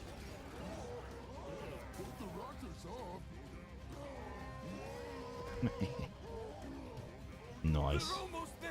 Think we'll get more DLC than just nothing from Unchained? You don't think so?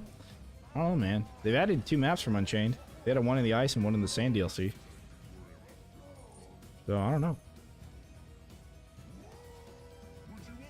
There are enemies in our rift room.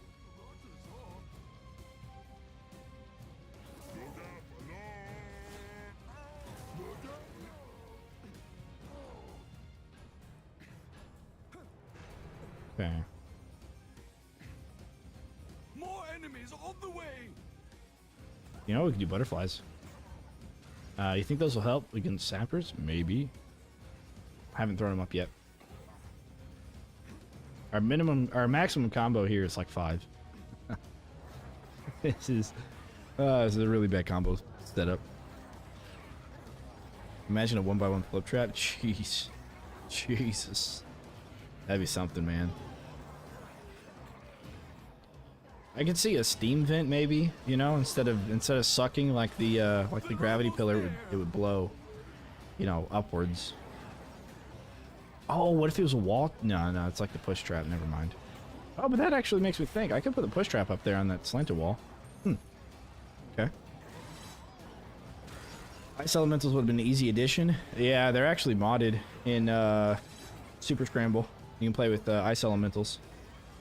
And then, you know what? And that reminds me, I haven't actually had to fight them yet, but Water Elementals. When I played Unchained, which was the first Orcs Must Die game I played, I thought of the Water Elementals. I thought of the concept of the Water Elementals, and then I found out that they were actually a thing in Orcs Must Die 2, and I'm like, this blows my mind, you know?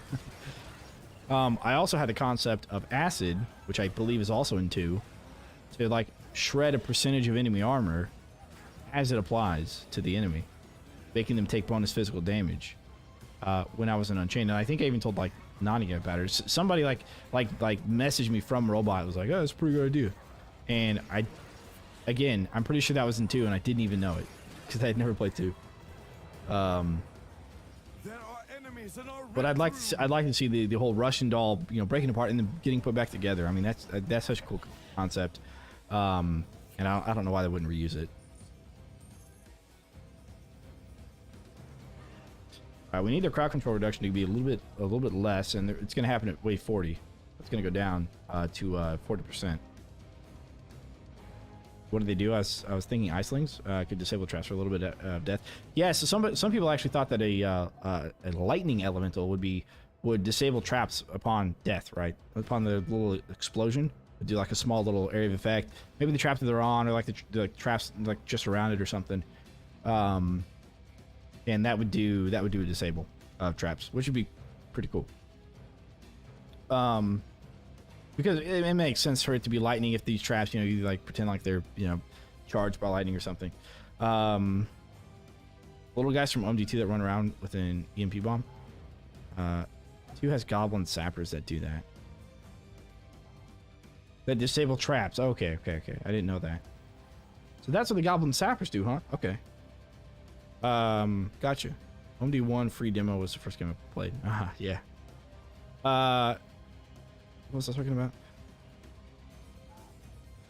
Oh, and the Iceling. So the mod has the Ice Lord, Ice Elementals, and Shardlings is what they're called, for the small guys. And let me get rid of that. I think it's causing them to take too long to die, as we saw with that ogre. And they do ranged snowball attacks that freeze you. Surprised you didn't know about Briars being canceled by totems. Until I told you. Yeah, dude, I didn't fucking know, dude. I just blew my mind. Because visually it looks like it does, right? It looks like it cancels it, but I was so surprised to hear that it didn't. You know, and that's the thing. You got to test stuff, right? You can't just go up based off of visuals because you're not going to get an accurate. Oh no. Oh no. Are they? Okay. Like, how late in the game are we? We'll find out. Because if that breaks, I don't have a contingency if that breaks. I'm pretty SOL, but we're good. Still slowing damage, grow under totems. Yeah, had no idea. But you know, like I said, that's why you test stuff, man. That's why you got to test it. It's like everybody assumed that the Arcane Butterfly did Arcane debuff, and then when we found out it didn't, everybody just assumed that it wasn't supposed to because it would just be too good. And then when I told the developer about it, and he was like, yeah, it definitely does. I'm like, no, it doesn't. It never has. And Time Master chimed in, and we were telling him, we were like, no, it never has. And he tested it. He's like, oh, you're right. And it's been that way since Stadia.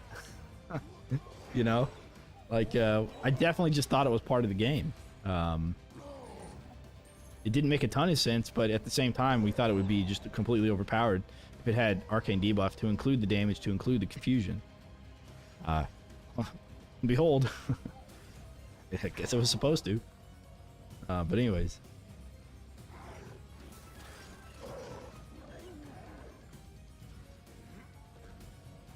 If the Briar passive can be canceled, lasers tar shouldn't be affected either.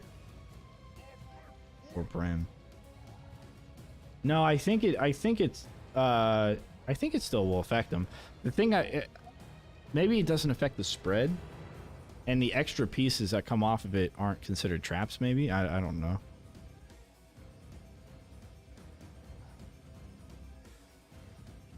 Because are you sure it's not just the extra pieces and it's only the core piece? Just like the main piece there? Because from what it looked like, it was only all of the extra pieces that were able to do damage and spread. But the core piece itself was disabled. Actually, yeah, no, we took a look at it. We stoned an enemy on top of it, and the core piece was disabled.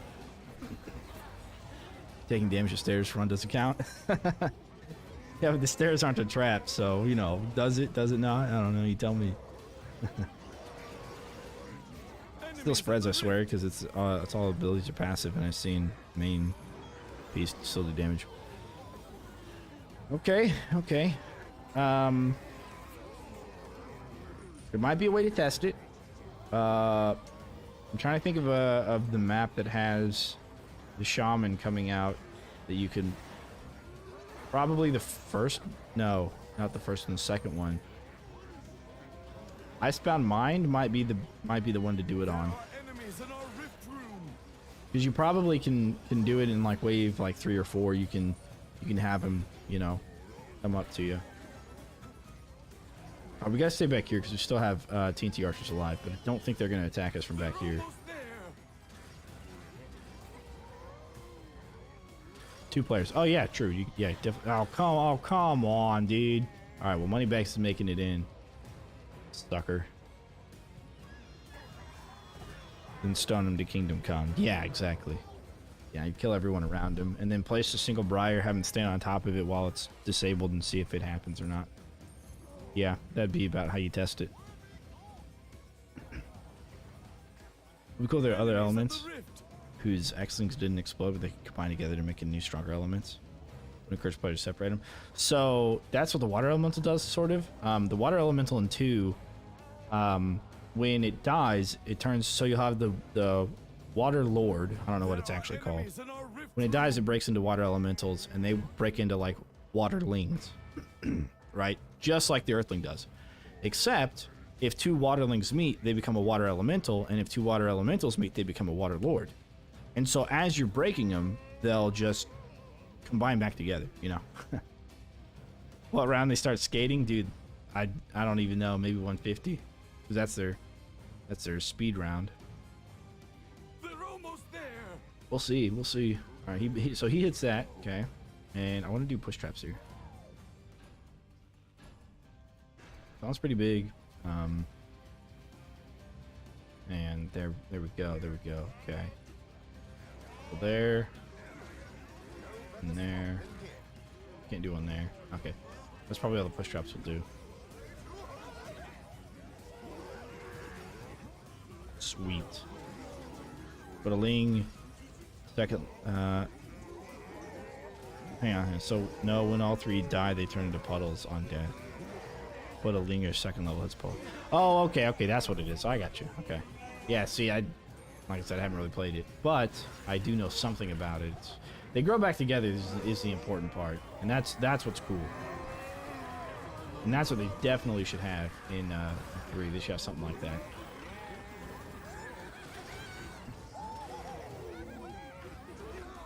We'll sleep on it. Good. What sorts of waterlings, if they die, they leave a puddle. Waterling walks a puddle becomes... Yeah, okay. Yep. So that's how they combine, yeah. But the mechanic would be cool, having them combine each other. Because then it's like wherever the waterling went, as it leaves a puddle, you'd have to kind of manage where the other one goes to make sure it doesn't go into the same puddle. When all three die, that's it. Just another puddle for other waters to grow, yeah. And does that last forever, or is that not forever? Or is it just like a long timer or short timer? You don't have to tell me, and I guess I'll figure it out when I get to that DLC.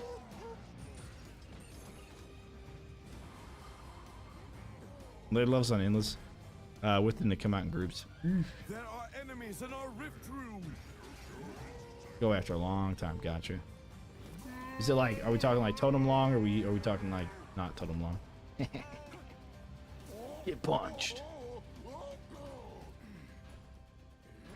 I need to replace that with another Cade. Ah, boy, oh boy, we do not have money. More enemies on the way.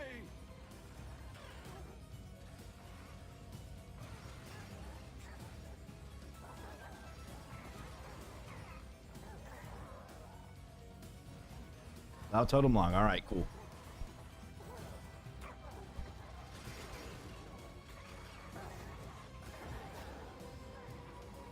Guys, I'm thinking about getting a new car. It's going to be a convertible stick shift Mustang. All right. What do you think about that? I don't have they don't have it in the color of my bike, so it's going to have to be either like a bright orange with like racing stripes, or like gray. You know, like a regular Mustang gray. Enemies at the rift. Yeah. Nice, yeah. The car I have right now is kind of a rust bucket. It's a bit of a boat, you know. And They're almost there. I don't know. I'm sure it's gonna be soon to have to replace it. So stick shift is the anti-theft system. Yeah, 100%, dude. Exactly, man. Enemies in our rift room. I had a stick shift in college. It was a 1999 Mazda Protege. It's 5-speed. And God, dude, stick shifts are so much fun. So much. Get a bright neon pink. You know, that's probably an anti-theft system in and of its own. If you get something that's like bright colored and like unique, then it's going to be hard for people to. But then if I'm speeding down the road and a cop sees me, it's going to be hard to meld in with all the other cars if I stand out like that. So I don't know. It's kind of a give or take, right? I'm not saying I speed or anything, but like limits are only a number. You know.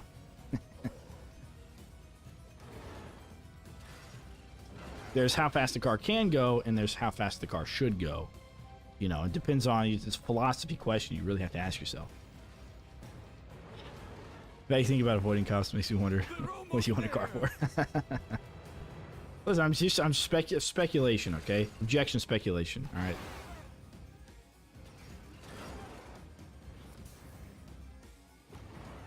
All right, that's an earthling. I need to fix this. If you don't know, you're not allowed to watch videos of driving. Dude, I ride a motorcycle, so I am never, ever, ever gonna use my phone while driving. I never have and I never will. I really don't get the fact that people do. Like what's the point, you know? Like, you're driving, you know? You should... Why not just focus on what you're doing? Right? I don't know. More enemies on the way. Just drive past in the cops. Yeah. And then I'll, like, go park somewhere and somebody's gonna see it on the news and say, hey, that's my neighbor. Actually, while motorcycling? Sheesh.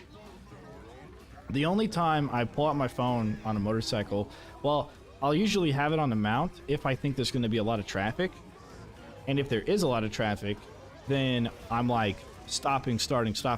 And so what I'll do is I'll pull up my address and see if there's a faster way for me to get home.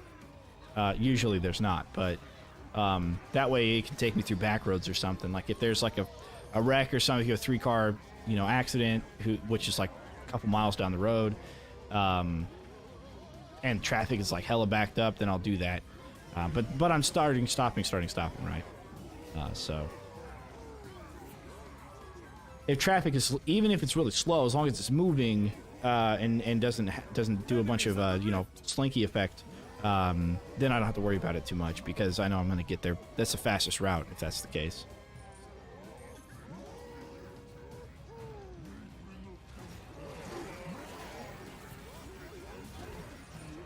Thank you. Good shot. I'll take him. All right, we got a TNT archer here. I'm gonna snag him up. They're almost there. Okay. No, stop. No, damn it. Come here. There we go. Okay. He's falling. Oh. Okay, he's dead. Okay, we're good. All right, Lord, dead.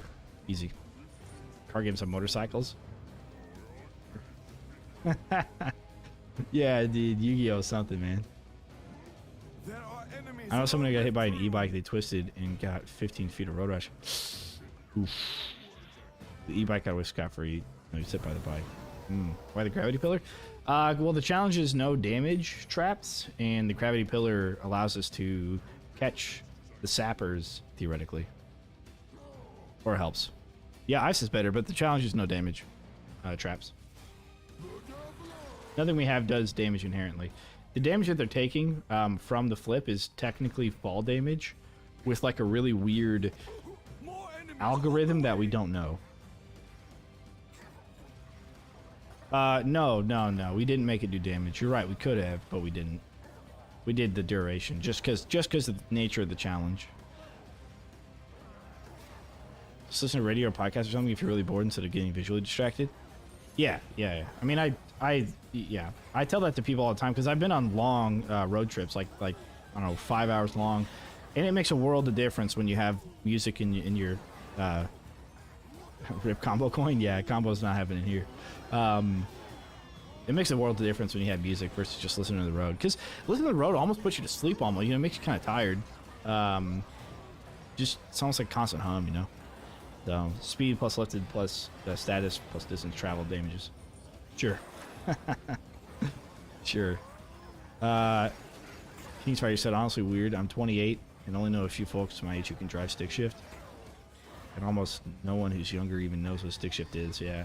Well, my girlfriend doesn't know how to drive stick shift, although she does ride a motorcycle, and it's pretty similar in concept. But I also played the drums growing up, right? Drum set. I did drum set solos. I did a lot of percussion stuff, timpani solos as well. A couple of really fun ones. You know, played the vibraphone, marimbas, and all that stuff.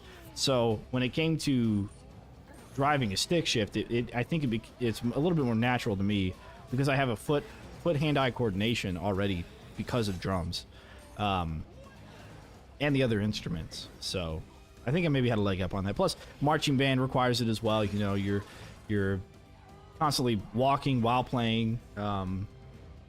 So yeah, I mean that's of course speculation as well, but possibility.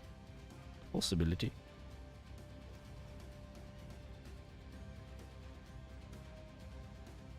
Okay, where are we at here? Oh, come on. Stuck. Don't be stuck. There. I need to sell this over here. Please. I need the time. I'm going to sell this, and do that. There we go. Easy peasy. And I'll do a push trap right there. Nice. Imagine a crossover of OMD and BTD6. They're kind of making that, aren't they? There's somebody who's making a first-person BTD6 shooter thing. More and more automatic since then. Yeah, I wish it wasn't the case. I mean, manuals are a lot of fun, but I don't know. I guess not everybody can handle it. And if you make a car to the lowest common denominator, then you're going to have more cars sold over time, right? So you kind of need to do that anyways. All right, gonna do that. Boom. Boom.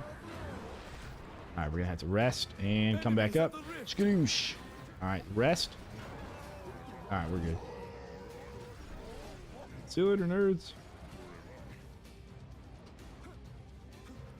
And so I get it why they do that, you know, and you think about older people, it's safer for them to go automatic versus a manual, but we're just missing out, man. There's already a BTD FPS out there, right. And I actually heard I saw something about him putting in heroes now. Like you could put Churchill in there. It's pretty cool. I mean, it's like 14 is just something you learn like everything else. Yeah. Yeah, I think my dad taught me. He had a Saab, which is a German-made manufacturer. German manufacturer? Yeah. A German-made car is a convertible stick shift.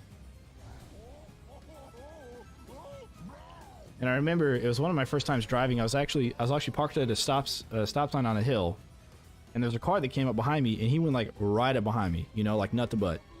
And I was on this hill, and I'm like, what do I do? Because I'm clearly clutched in first. But if I don't give it enough gas, you know, then I'll roll backwards. But if I give it too much gas, then I'm gonna jolt forward. And it was a hill that was like, whoop, you know, like down on the other side, so you couldn't see what's on the other side of you. So I didn't want to floor it. And so he told me to manage the e-brake while with my right hand while doing the foot pedal. So once I get the foot pedals in the right spot, lower the e-brake, and then I can go. And that was really tricky, but yeah, exactly, handbrake, yeah. E-brake, handbrake, whatever, yeah. So it was really tricky, but I figured it out. It was like one of my first time driving manual, driving in general, but in manual. So it's kind of tricky, but you know, I would hope that people would, you know, learn stuff like that. And it kind of gives you a little bit of sense of pride as well, because what you can accomplish when you think you can't do it, you know. And I think manually driving or driving a manual car kind of gives you that sense of accomplishment. More enemies on the way. Ow.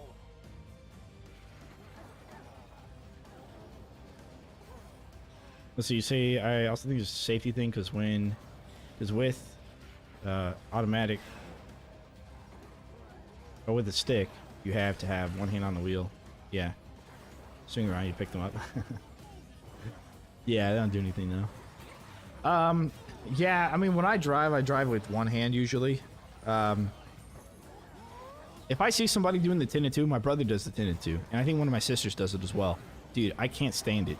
All right, when they do the 10 and 2, it just looks so uncomfortable that I feel unsafe.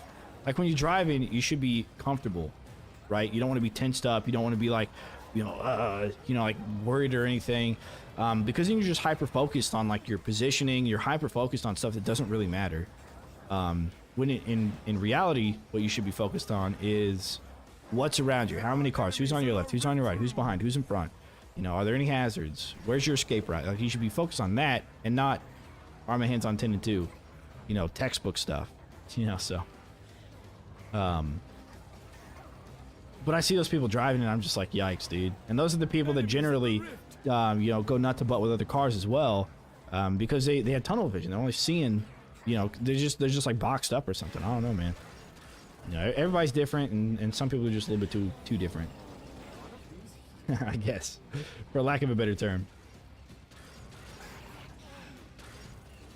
See you later, nerds.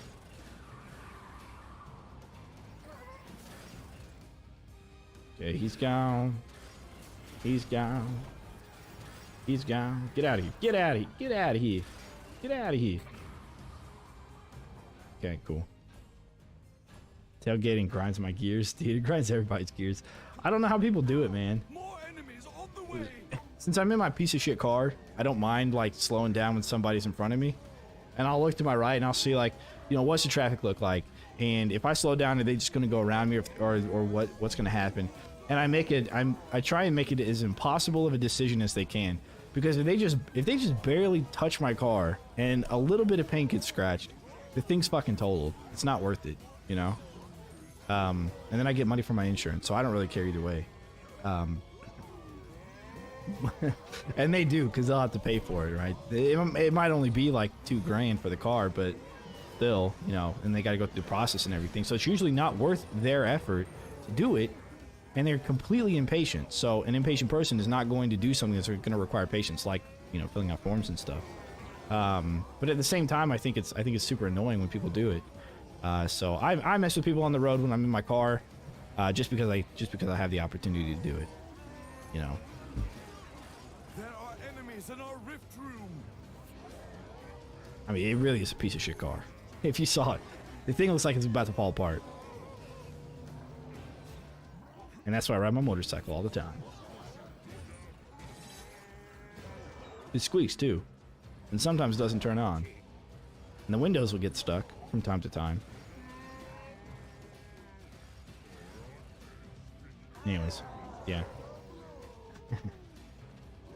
Sometimes my door, my lock mechanism won't do it, so I'll get locked out of my car, or locked out of one side, and I have to go to the other side of my car just to get in. So, my grandfather used to start driving as absolute slow as possible without being illegal, and you know someone tailgating. Yep. That's how you gotta do it, man. You gotta tell them what's up, dude. You gotta assert your dominance on the road. But make sure that you can afford it. Like, make sure that if you do it, you can afford it. Because some people can't afford that lifestyle, and I totally get it, and they definitely shouldn't do it because they can't afford it. But I'm just saying, you know, some people, you know, maybe can. If you want to get back at someone, do something that would make their insurance pay for it. Insurance don't want to pay. You make them pay, be extra mad at them. Yeah, exactly. Still on the same wave. Yeah, this wave's gonna be a while. This ogre here is maybe he charges me. If he charges at me, he might be in a farther position on the flip trap. God. All right, I'm gonna get rid of probably one of these flip traps here. Come on, come on, come on. Yeah, there we go. That's what I need to see. All right. Speed up, my boys. Speed up. Be free. Guess who's back? Now we'll be out of it. Now we're cooking with gas. I think 2 hours is gonna win, not 75. Yeah, I think you're right. We got another hour. And I didn't sell the flip trap like I said I would.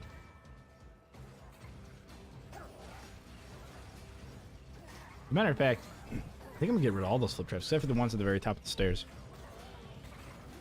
I just don't think they're worth it. I think the gravity pillars are worth it for the sappers to just catch them. I don't think the flip traps are worth it. They're actually not bad though. I mean, they are getting rid of a lot of the small guys and forcing them back downstairs, but I don't know. They're almost there. I guess I can just do more gravity pillars, like in the main area, as they come out of the door and stuff. Yeah, might as well just do that.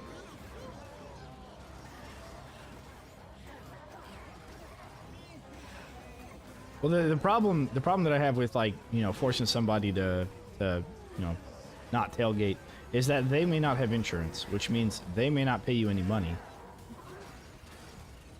because they don't have money because they're driving illegally and all sorts of other stuff. So, you know, it's something I always think about, but I can pay for my car like several times over.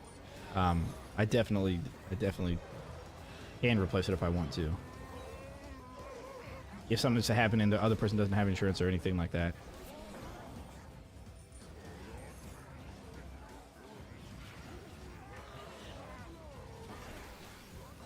There we go. Get these guys out of here. Mountain trolls, man. Anyways, enough about my car. But yeah, so I looked at getting a Mustang GT convertible stick shift, of course. Be kind of fun, I think. But I kind of want to pay for it outright. I really hate owing money for anything. Oh God, what did I do? No, what did I do? Oh man, he got caught on that conveyor belt for sure. I mean, you know, you make it too efficient and you don't like it because it's too efficient.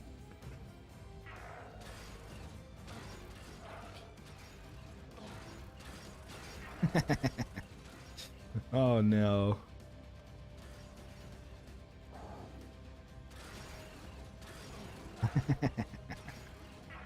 Guys, what am I supposed to do here, man?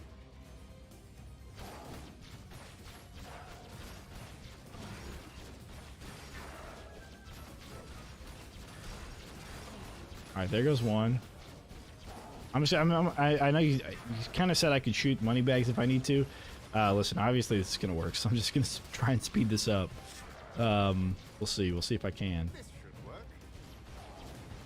My auto attack really isn't doing a whole lot of damage, anyways. Yes, yes, yes. Good, good. Okay, we're gonna get rid of these, and I'm just gonna do tar instead. More enemies on the way. Uninsured insurance, man. Insurance is such a scam, dude. Insurance is an absolute scam, dude. You pay a premium to access to a pool of money that is only usable in certain situations, right?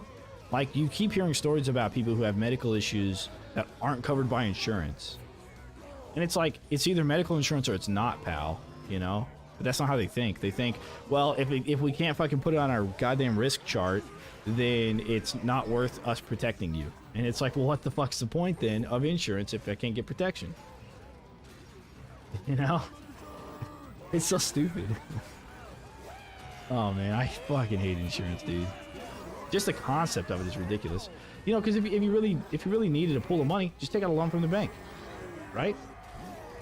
Just take a loan from the bank and then pay them back. You pay interest, but you're already paying a premium to pool of money for insurance anyways. It's like, that's going to be the interest that you pay into the bank. Back up again. Here and ready to fight. But insurance companies have made a lot of money because they've designed the whole system. And you know, Enemies at the rift. it became like a contingency that now you have to have it in order to like drive, and yeah, I don't know. I don't like it.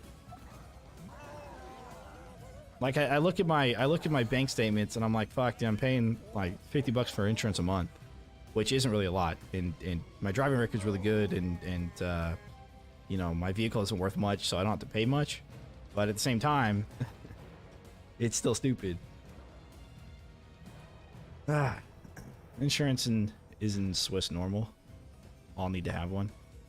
Yeah, you have to have one legally to drive in the United States, but not everybody gets caught, so.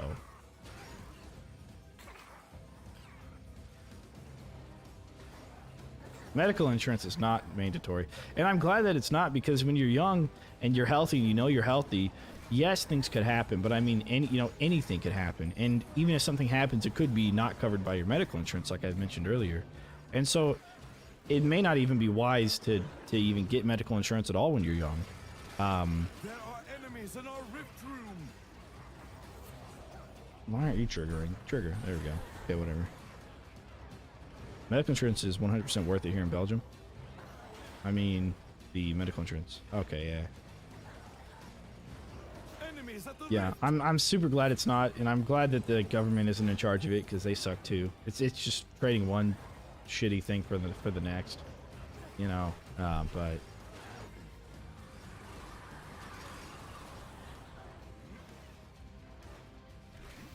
there we go.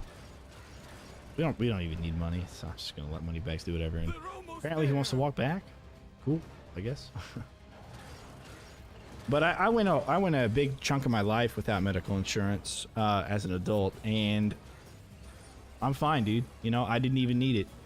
Right? It's all that money that I could have been spending on a what if, and I didn't even have to spend it because there's no what if. Because I knew that I was living a healthy lifestyle. I knew that I'm not prone to injuries. I'm prone to accidents, but not injuries. And then companies you work for give you health insurance anyways. You know, after you work there a certain amount of time or whatever. So that's always a pretty okay thing. And you can deny it as well. You can say I don't want insurance, and not have to pay the money for it. Enemies at the rift. I pay 250-ish a year, pounds-ish a year. I've gotten more than that out of it easily. Yeah. So you need to have it. Damn, dude. Yeah, and the thing is like, insurance almost makes sense if you have like medications and you have monthly payments that you have to do. But again, you know, I don't have any diseases or I don't have any disabilities. Like, there's nothing wrong with me at all. So I don't ever have to see a doctor. I don't ever have to get any medications. Like maybe an ibuprofen every once in a while with a headache, but like nothing. You know, it's just a waste of money for me to get it. Now I do have it right now. I do have it, and I have used it in the past when I got hit by a truck on my motorcycle. I used it, but the other guy ended up paying for it anyways, and that's the other thing. It's like, if I make sure that if I am to get injured, it's somebody else's fault, then they pay for it, regardless if I have medical insurance or not. And so it doesn't come out of my pocket no matter what. My insurance never pays for it because their insurance does, or they do, since it's their fault. So it's really only if it's an accident or if it's my fault, and if my insurance actually covers accidents / it being my fault, and if it's whatever that issue is, that they also cover. So anyways, yeah, it's kind of convoluted, and moral of the story is I don't like insurance companies, and I think it's definitely a scam, both medical and car insurance. I got Meniere's disease out of the blue last year, and 80% of all the scans got paid for. Yeah, and I think whenever you have something like that, then medical insurance is worth it. Because they're expected expenses, right? Like, you're not going to take out a bank loan for something that's going to be an ongoing thing. You're going to need some sort of a situation or some kind of crutch that you can rely on in order to help provide for that. So I get it. I get it when you have something wrong, but when you're a perfectly healthy, normal human being, it definitely shouldn't be required. And that's why it shouldn't be required, is because then you make the choice yourself, because you know yourself, right? And having free medical insurance for everybody and mandatory or whatever the case is, almost builds a sort of like, you can do whatever you want and everybody else will pay for it kind of vibe. And I'm not a huge fan of that vibe either, but I digress. Not to get into politics or anything. There are Because enemies in our rift. I don't even want to pay for my own insurance. Why the hell would I want to pay for somebody else's? Yeah, I need medical insurance. The joke growing up was the hospital. It's my second home. I hate going to doctors, but if so many things go wrong with my body, I need to go a lot. Yeah, and I get it. I totally do. And you know, cancer is one of the big ones. You never know if something happens. That's true. You never know. You know, when I got hit by the truck, I was going northbound on Kansas City Road. I was going northbound, and this truck was coming out of a parking lot from Enemies at the rift. a building, right? And I thought he saw me, okay, because I thought I saw his head turn and see me on my motorcycle as I'm going up, and for whatever reason, he just pulls out and then stops. It's a 4-lane road, so we got 2 lanes northbound, 2 lanes southbound, and there's no like median for him to, like, there's no buffer space in the middle like a turning lane. It's just the 2 up, 2 down, and but it's a hill, so I don't know if his vision was blocked or what, but he pulls out in the 2 lanes going northbound as I'm going, because he's crossing to go south, and he just stops, you know? He just stopped. I don't know what the hell he was thinking, but he just stopped, and so I see the truck, I'm on my motorcycle, and it's too late for me to even care to brake, but I try to brake anyways. My options were go on the other side and go to the front of him, try to go around him. If he's not moving, I don't know which direction he's gonna move. Right, we got a stuck boy again. I don't know what direction he's gonna move. Right, he could go forward, he could go backward, he could not go anywhere. So that was the choice, right? I could try and go in front of him, maybe hit oncoming traffic because I don't know what's on the other side of him because there's a bit of a hill. I could try to go behind him, but if I go behind him, there's a curb, a tree, fence with barbed wire on the top. So, you know, do I go that way? Or do I hit him? Those are my three options. And I didn't like any of my options. But I went with hitting him because then it's his fault. Because if I go behind him and I hit the curb and the tree and the fence, it's my fault. And if I go in front of him and I run into somebody else, again, it's my fault. So my only option was to hit him. Hit the side of the truck. And, you know, I didn't expect it to happen, right? You know, so in that instance, I'm glad I had insurance to make it easier. Yes, it was his fault, and that was determined by the police that didn't report on it and all that stuff. But yeah, treat everyone on the road as if they're an idiot. Exactly. Yeah, you have to. And at the same time, you know, like you follow the rules. Don't worry about anybody else following the rules. If somebody else is breaking the rules, you keep following them. Because if they do something wrong, you know, you got to make sure you have proof or whatever, or it's like undeniable or whatever. So if somebody is like pulling in while you're driving, don't stop, don't brake, because if you brake and the guy behind you hits you and you don't hit the guy who's cutting in front of you, then it's your fault and you got to pay for the guy behind you. And so don't make adjustments based upon other people's driving patterns in regards to their poor driving. You know. It's a theory. Of course, you got to use that with exception. Every situation is different, and there are situations where everybody can kind of leave unscathed, but it's just always something to think about. With that stuff that I think about, anyways.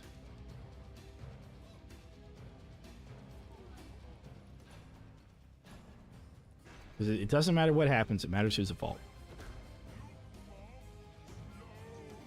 And Swiss not. Oh. That's why dash cams, GoPros are almost a necessity in some parts of the world. Yeah, 100%, dude. And that's one of the reasons I started. Somebody hits you from behind, it's his fault. Oh, really? Okay.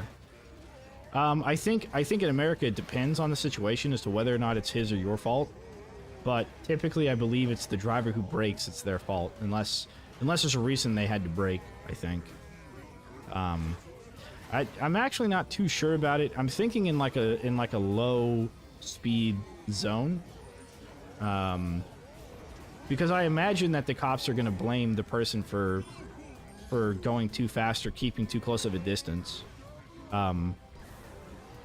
or they file it as an accident and nobody's at fault, and so each person's insurance has to pay for themselves. Oh crap, it's the sapper wave. I wasn't even paying attention. No, wait, what barricade's down? Oh, that one. Oh. Those two. Oh. Somehow Sapper got over there, I think. But yeah, so I was riding my motorcycle a couple weeks ago, and I was on the interstate, and there's 5 lanes. It was a section of 5 lanes. It's a 4-lane interstate section into 5 lanes because there's 2 lanes that merge off into a highway, and it's kind of a conjumbled mess where this little place is, but it's a long stretch of road, so people have time to get over to the highway exit and to get onto the interstate exit, and so they can kind of do the merge, the shuffle. And there's a lot of cars that go through this area and do the shuffle. But there's this lady who I think she was talking on the phone. She had like a phone in her hand and she was talking to somebody. And so she didn't see me for whatever reason. She couldn't hear me, and here I am driving like this, right? And she's like behind me and starts going into my lane, and there's a lane to my left, and then there's the shoulder, right? She starts going into my lane, and I'm like moving over to the side, and I'm like, what the fuck are you doing, dude? Anyways, yeah, it just kind of freaks you out a little bit. And I thought about it. I'm like, if she hits me, you know, the side of our vehicles are together. You could just say it was my fault, and then I'm fucked, you know, because there's nothing I could do. I can't prove that I didn't. All I can say is, no, it was her fault, and then they'll say, well, You say it's each other's fault. We can't determine whose fault it was, so we're gonna file it as an accident. You can go talk to your own insurances about it. And then the insurances would fight each other, and but with no evidence, you know, assuming nobody sees it or there's no cameras on the road that work or something, then you know you just never know. And so I got a GoPro, and I started putting some of my motorcycle videos on YouTube. He says, she says, yeah, exactly. Exactly. So I have a GoPro now. I have it as a contingency. I charge it at work and I charge it at home, and yeah. Because if that was to actually happen, if she was to actually hit me, I would need proof that it wasn't my fault and it was her fault. And it's assuming that she stops. And if she hits me and I'm on a motorcycle and she just keeps going, I can't chase her because I'm, you know, fumbling and falling down and stuff. And so then I need something to be able to, like, you know, assuming that it's still intact, I guess. And that's another hope, I guess. But I need something to be able to identify the vehicle for like a police report. So.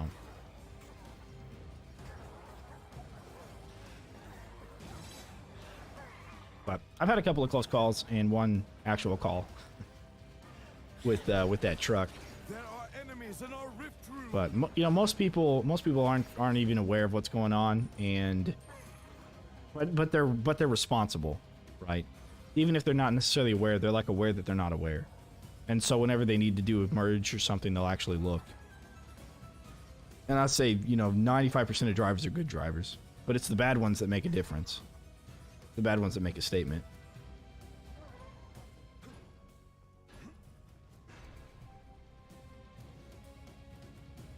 More enemies on the way. Excellent location.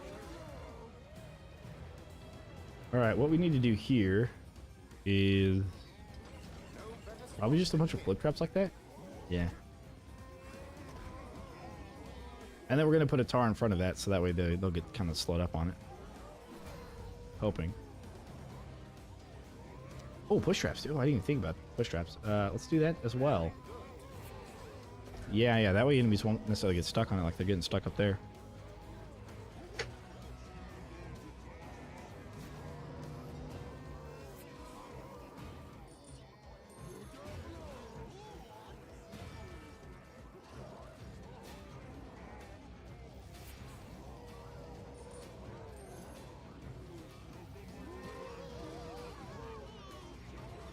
Kind of have to sneeze here in a second. Planning maybe a coast-to-coast walk in the UK this summer. How long is that going to take, dude? Longest walk I've ever taken was 26 miles. I did a 26-mile walk, and it took about 5 hours. It might have been a hike. Enemies at the rift. I don't know if you want to call it a hike or a walk. I didn't really have like hiking gear on, you know. I just had like a pair of shoes, like a regular pair of shoes. Like no backpack or anything, but I think it was my longest walk I've ever done at once is 26 miles. I don't know what that is in meters. Or kilometers. See, 5 kilometers is 3.2 miles, right? So, what's the math in that? 26 miles?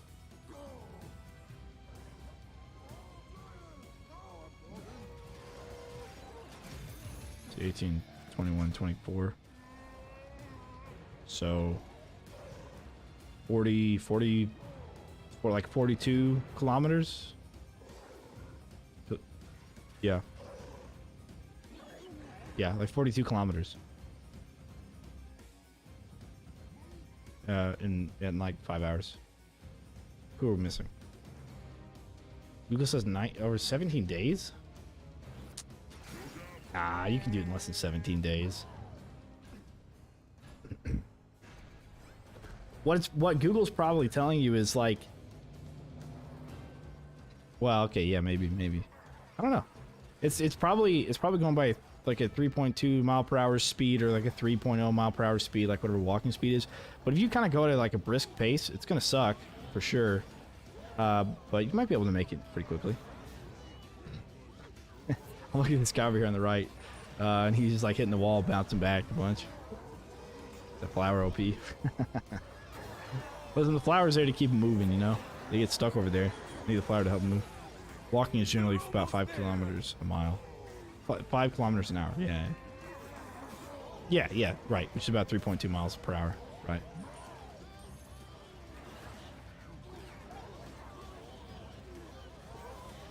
Just make sure you have food. You know, pizza is actually really good if you're going to go for a long walk like that. It's got protein, it's got carbs, it's got a little bit of dairy, well, maybe like cheese-free or dairy-free pizza. You get the carbs, you get the protein. It's really what you need. Not just flat either with me. Yeah, so my walk was mostly flat except for a hill. It was actually to the base of Miramar, from the base of Miramar to La Jolla Beach and back, I think. Yeah, it was like 26 miles total, like 13 miles away, I believe. But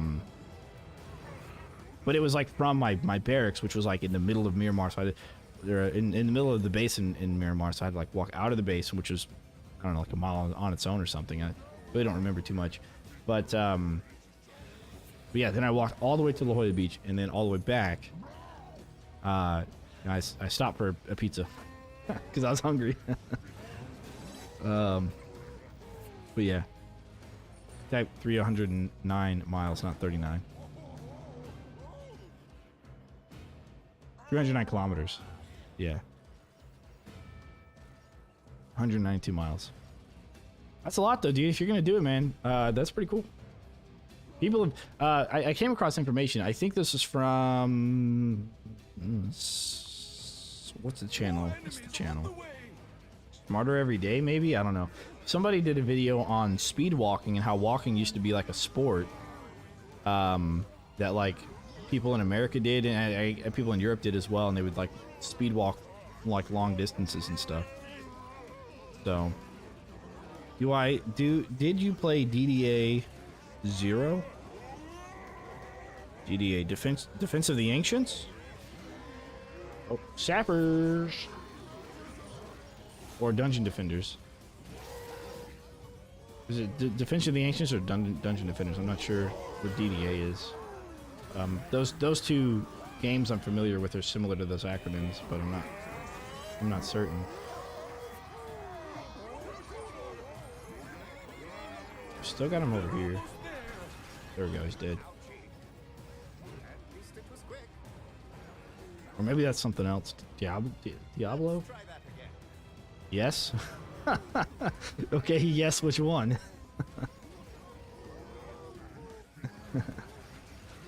I'm mostly cycling the last few years, so I should probably get some walking under my belt. Dude, your feet are gonna hurt, man. I don't know about cycling and how that hurts your feet, but walking's gonna hurt your feet. For sure. Probably worse. Because you're gonna have your full body weight. It's gonna be, you know, on your feet. Yes, Dungeon Defender. Oh no, I haven't. No.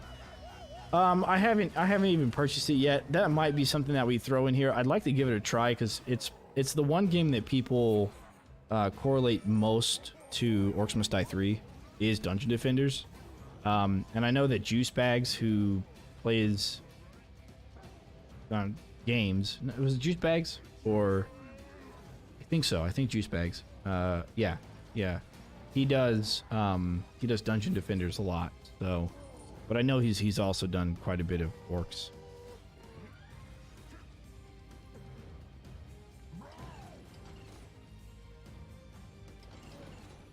All right, so I'm gonna do that. Yeah, and that'll hopefully speed him up. You know what? We might as well just do more. More enemies 'Cause these flippy boys will just flip him into lava in that direction.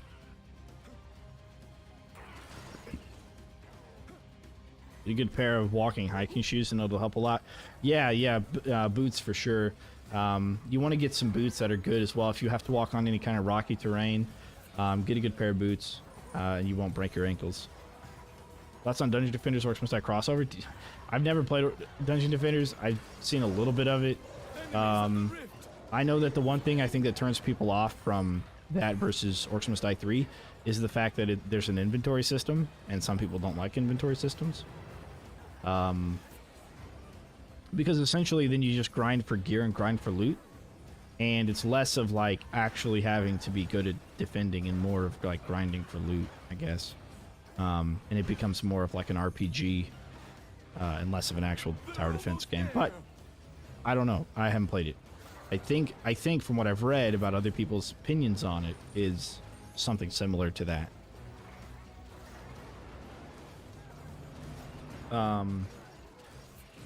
I think in a way though, for a crossover, they should just add weavers or level upgrades while you're playing to make the characters more unique, because in Orcs Must Die 3 the characters are not very unique. You have, you know, Egan and Cygnus are like good and everyone else sucks. So and they're good because of their abilities, which is there's just not much to it. Their abilities in their mana pool, I should say. Their mana pool is part of it.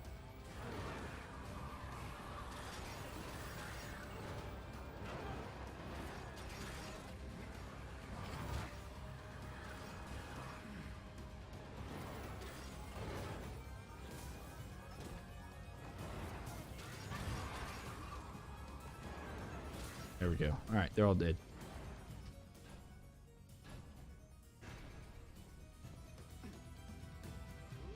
More enemies on the way. DD was fun until you got to the point of grinding power level for your tower that kind of killed it. Yeah. Yeah, a lot of people like casual games that don't have grind, and that game has grind. But you know what? Listen, F, I'm totally not opposed to it. Totally not opposed to it. Like I said, I would like to give it a try, you know, give it my honest opinions, but that'll be on my other tower defense days, and I think what we're doing next after Orcs Must Die 2 is Element TD2, which is a Warcraft 2 or Warcraft 3 based mod. The guys who made it decided to branch off and make their own Element TD2 on Steam, but they were building it on Warcraft 3. So I want to do that one because that's a pretty cool one. It's got a cool story to it. You know, like an innovation story, which is pretty neat.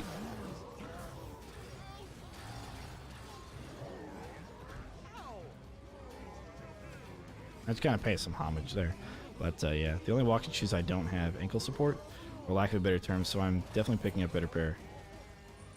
Yeah, ankle support. Yeah, you know, I know you probably don't have this where you're at, but there's a store that I got some boots at called REI.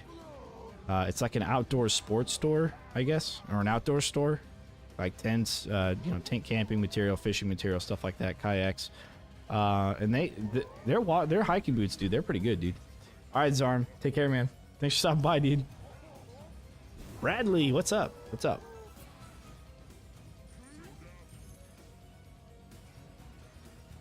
Sanctum was also fun, but the lightheartedness and the sheer amount of traps in OMD makes it best for me. Yeah, I have Sanctum. I played it a little bit. That's on my list, but we'll see.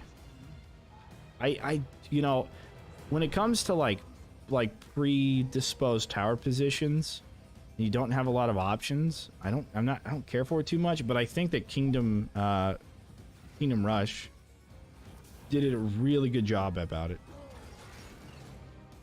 I think Kingdom Rush did it really well. All right, Ogre, come here. Come here.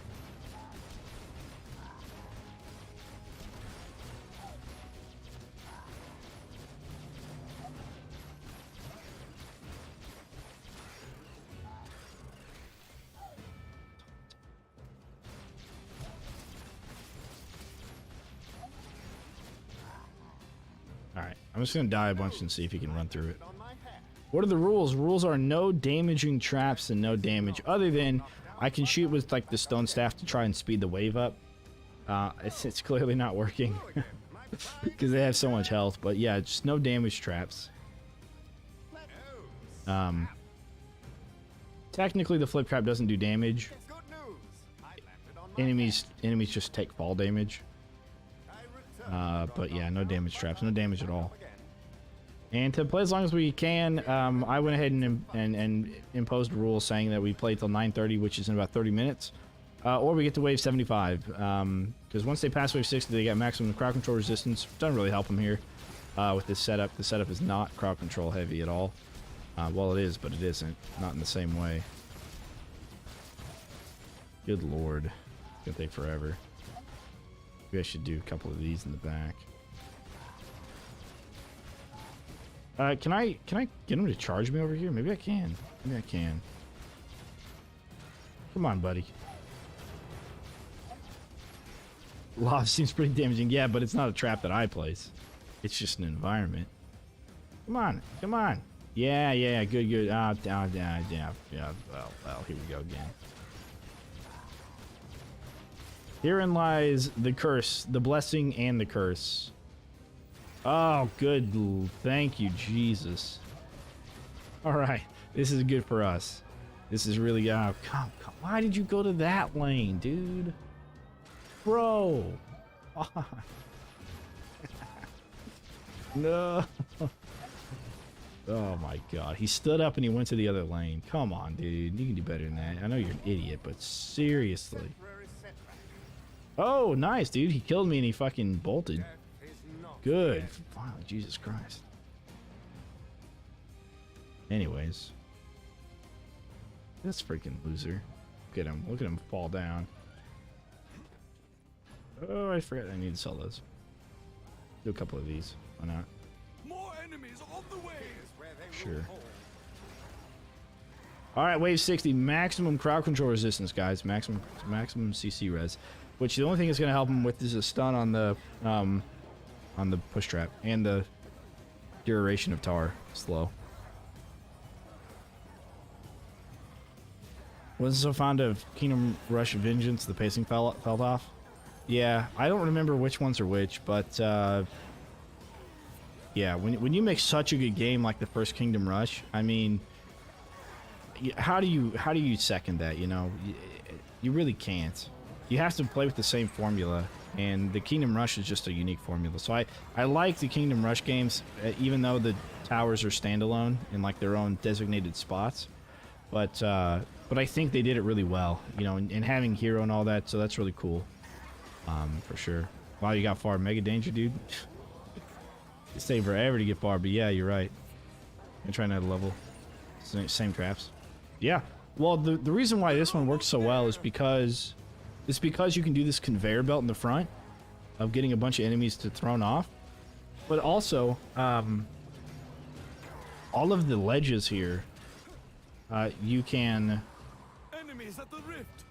get enemies to fall off the edges really easily, so even the big guys get stuck. Now, I think the only other one that's possible to AFK, I believe, is Hidden Dock. But it's kind of hit and miss because there's an Earth Lord that might make it through your defenses. But you can get really far on Hidden Dock.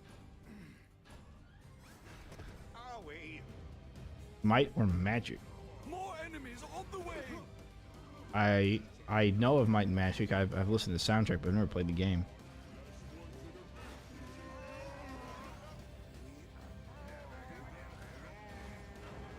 The detail, Easter eggs, towers, and the hero system of the game I liked a lot. Felt like the fourth assembly went quantity over quality a bit. Yeah. Yeah, that's true. The Easter eggs are cool. Just the whole environment, the whole aesthetics of the whole of the franchise. I mean, I like it. I like it for sure. And we'll be doing the Kingdom Rush stuff. That's in the list of stuff to do. What's your favorite overall Orcs Must Die 3 map? You know, I'd have to either say this map, as far as it being like the pinnacle of Endless, in my opinion. You know, you've got all the different enemies, well, except for like the annoying ones, I guess. Hang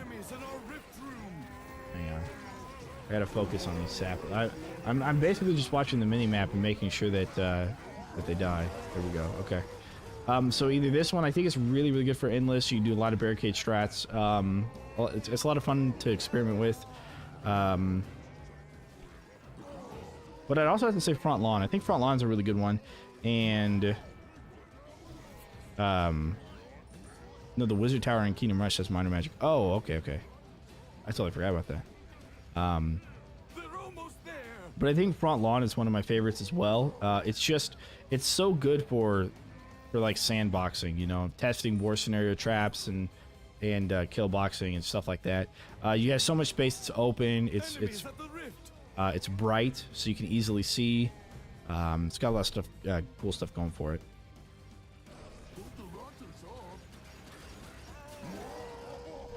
There we go. Nice. All right, trolley boy.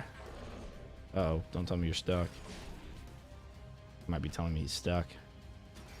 Come on, trolley boy. I know you can do it. I'm gonna get rid of maybe that flip. Can't get rid of that flip. Can I? Should I? Oh my goodness. Okay, here we go. He's gonna get flipped over into it. Get flipped. Nice, nice, good. Get up, get up. Good. Front line is very easily trivialized, though. I tend to give myself a handicap for war scenarios. All war scenarios are easily trivialized. More enemies on the way. Yeah.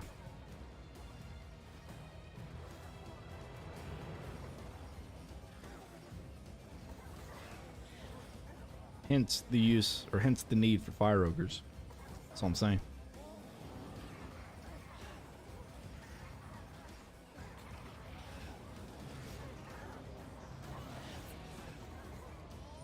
But yeah, you can set up war scenarios to pretty much take care of themselves. You have to take care of Craig when he comes out, and Gorbash, you sort of have to take care of him when he comes out. Same with Mongrefell. It's really hard to set up traps that can just, that'll for sure kill him every time. Zelsador you don't have to worry about, and of course there's no other, Chromatica. Enough ballistas will take care of Chromatica, so. Really the only bosses to worry about is Craig and Gorbash and maybe Mongrefell.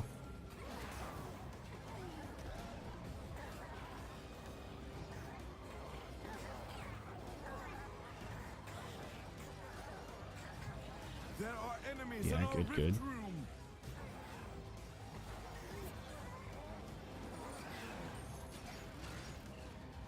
So there's another self-imposed challenge I've done before in the past, which is the Rift Room Rumble, where you can only build in the Rift Room when the announcer says they're entering the Rift Room. That's where you can start building.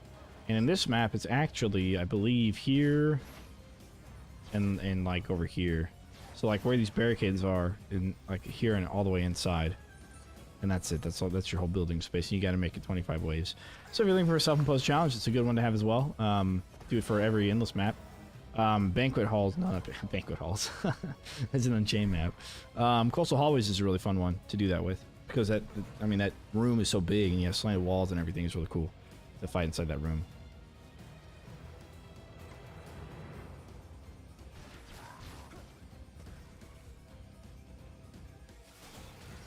I'm glad we found the bug, but I'm gonna say right now, it's super annoying. It used to not be there. When I did my Wave 1000 run, this bug was not there.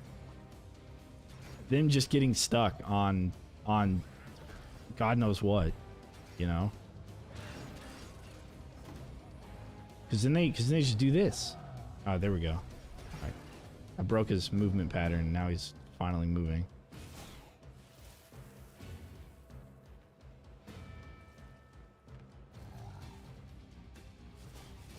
What?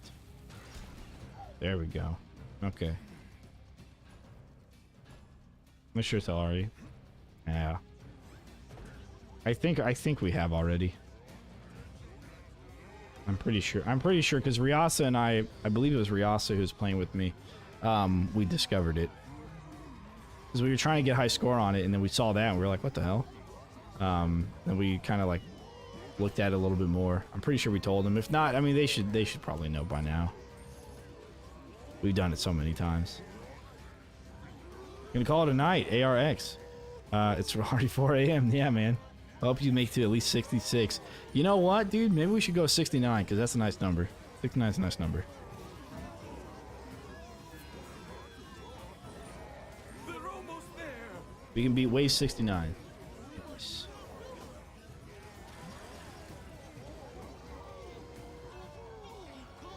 So we'll lose on 70, so that way our in screen says wave 69.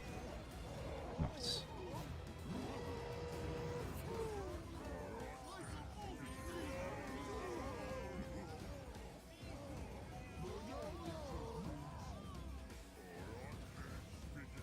Enemies at the rift.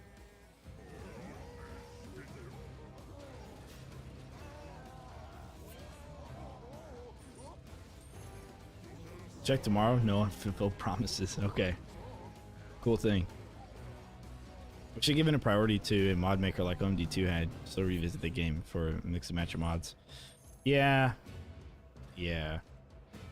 I mean, the mods are, you know, you can mix and match mods in this. The mods are there, you know. I don't know. What's the first thing that you think they should tackle? Like, would it be like More enemies on the way. like, I don't know, Steam community mod stuff? Would it be, you know, cross-platform co-op? You know, would it be what's the first major like you know, pinpoint, if you were like to draw up like all the ideas that need to happen or be implemented in the game on a whiteboard, what's the main idea that you would do? What's like the top of the list for you guys? Might want to sell a few things on 69 so you can easily sell on 70. Yeah. Well, that's a bit of a different story here that we had there, because our stuff was a little bit too good. But yeah, you're right. I'm gonna sell this barricade. I'm gonna sell these flips. I'm gonna actually, yeah, you're right. What's the best way to do it? I don't know. I guess I'd have to put some barricades up there and then Almost there. break them in. I don't know. Oh, you know what? Yeah, I'll try and sell the gates back here. Even these gates right here can probably go. Probably prefer a 4th mode beyond Rift Lord for me. 17 and 18 maps tend to be easy. Yeah, I agree with that. Okay, another difficulty for sure. Yeah, Big Fire means heavily resistant to fire and not completely immune. Okay. Yeah. Make like an 80% damage reduction instead of 100%. There are enemies in our rift room.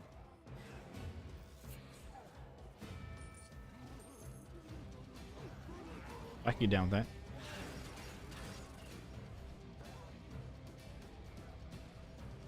How to get a special upgrade? Good question. So the only things I can do special upgrades are trinkets. Traps and weapons do not have special upgrades. They only have level and unique. Sheer amount of fiends really punish fire traps. That's true, yeah. It kind of hurts your combos a little bit. If you have like fire lasers, it's not so bad because it'll still affect other things. But yeah, no, you're right. And I've definitely heard that sentiment from quite a few people. Oh, God damn it. Come here. All right, but here we go. Here we go again with the ogre. Just getting flipped, man. Like, what the hell, dude? Charge me, you stifferest little maggot. Cade's on stairs upgrade. Okay. All right, Cade's on stairs upgrade, sure. Then sappers will target him, you know. But all right.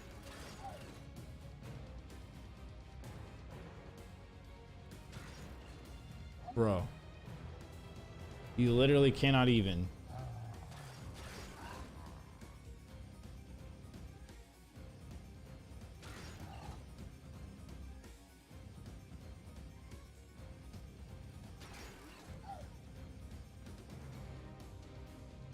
Just breathe. Damn. They're too good, man. They're freaking too good. All right, I'm gonna go this way.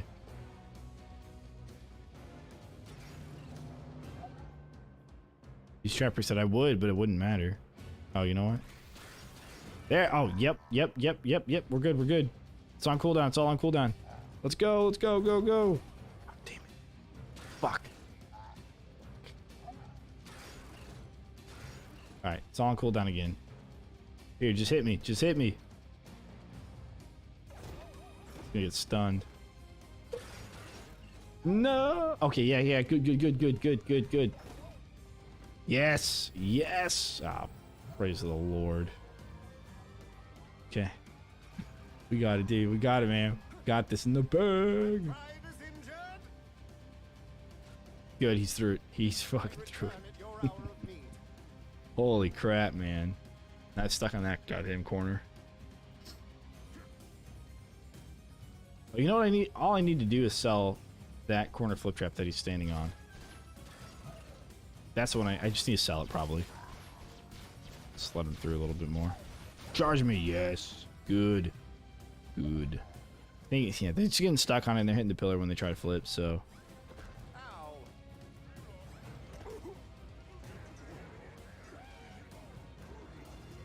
Yeah, of course. F. Of course. I will say that they did, when they made the game, they did plan on having special upgrades. And some of the traps have the upgrades in the game files, but they chose not to use them for traps and weapons.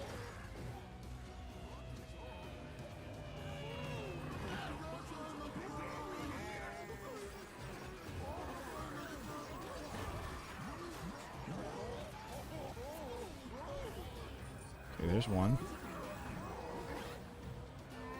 Where are we at here? Where are we at? Okay, there's another one blown up. Blown up. Good. He's out of here. All right. I'm gonna start relying a bit too much on Arcane Ballista Brimstone Spike Trap. Maybe tone down their combined damage. Those are like 3 I never use. Enemies at the rift. Wow, you use those, huh? Use Arcane Ballista Brimstone and Spike Trap together? You're joking about that, right, Alex? Can't be serious. Tone down their combined damage? Bro. They're almost there. Huh.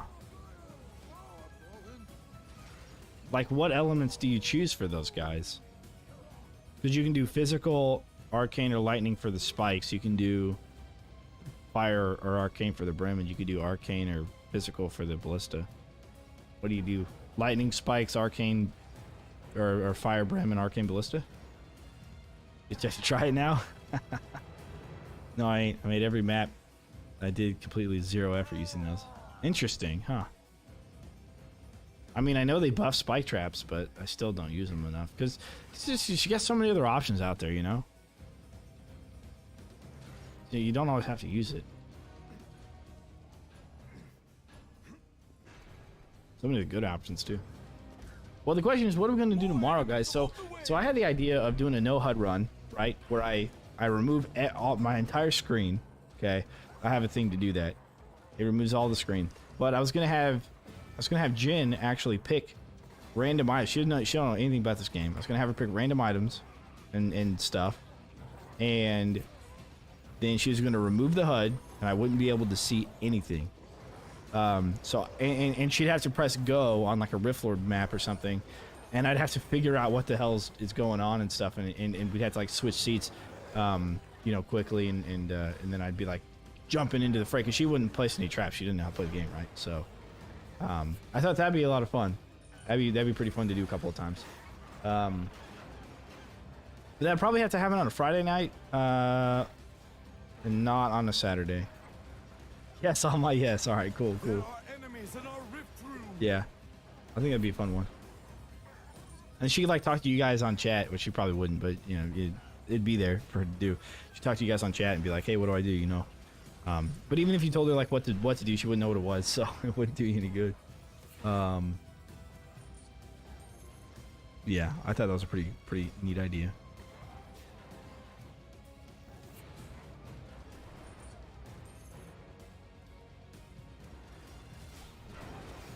All right, so I think removing that one spot is good. Is it good? Think so? Yeah, I think so. Okay, there's an Earth Lord. These guys are Earth Elementals. Let's take him out of there. Ouch. Oh, still got a Cobalt Runner in this group.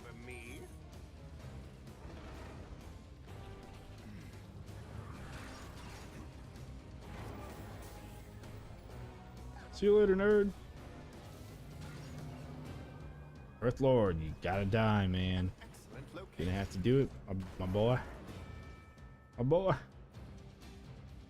Oh no.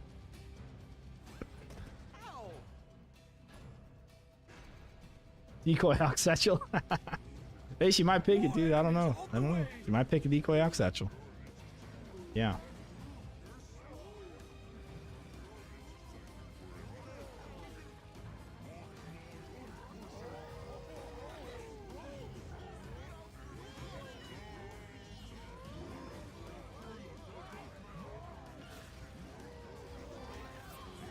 It just works well. It's like an well-oiled machine. You know, it works well. We got to remember, sell on 70. Sell on 70, and that might even be just in time. So got 7 minutes. The wave 67. Some waves take longer than others because they have more enemies than others, but still. Look at that. No damage traps. So our combos are minimal. I don't know if you've even gotten a combo. We're gonna have to look at the post-game stats to see what the highest combo we got is. I'm guessing 3. Our score is absolutely abysmal right now.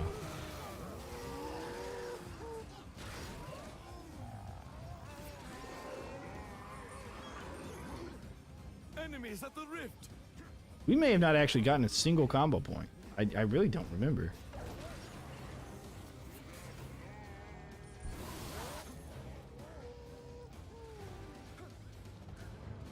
Oh, bring T2 decoy back, or upgrades, and allow it to be placed on other traps just like 2. Yes. Yeah, decoy rework. Yeah, for sure. At least placed on other traps. Like, I'm not opposed to letting it just be dead, because having it come back might be a little bit OP depending on the situation.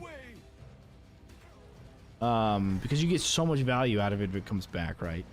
But having it not placed on other traps is kind of a missed opportunity. They definitely should. And they have the code now, right? We know that because of the totems. Because all they have to do is just have it do whatever the totems do to be placed on other traps. And that's it. They just like basically like reskin, recode the totems to be decoys. Essentially. Before, I don't know if they had anything that would do that, like another entity would be on top of, with a health bar, that would be on top of a trap. But now that we have totems, there's your answer. You know. It was like 1.5 minute cooldown to come back. Okay, yeah. Yeah, or, yeah, I guess a longer cooldown. Kind of like the archers have to regenerate sort of thing. But it makes sense archers regenerate because they're living creatures, you know?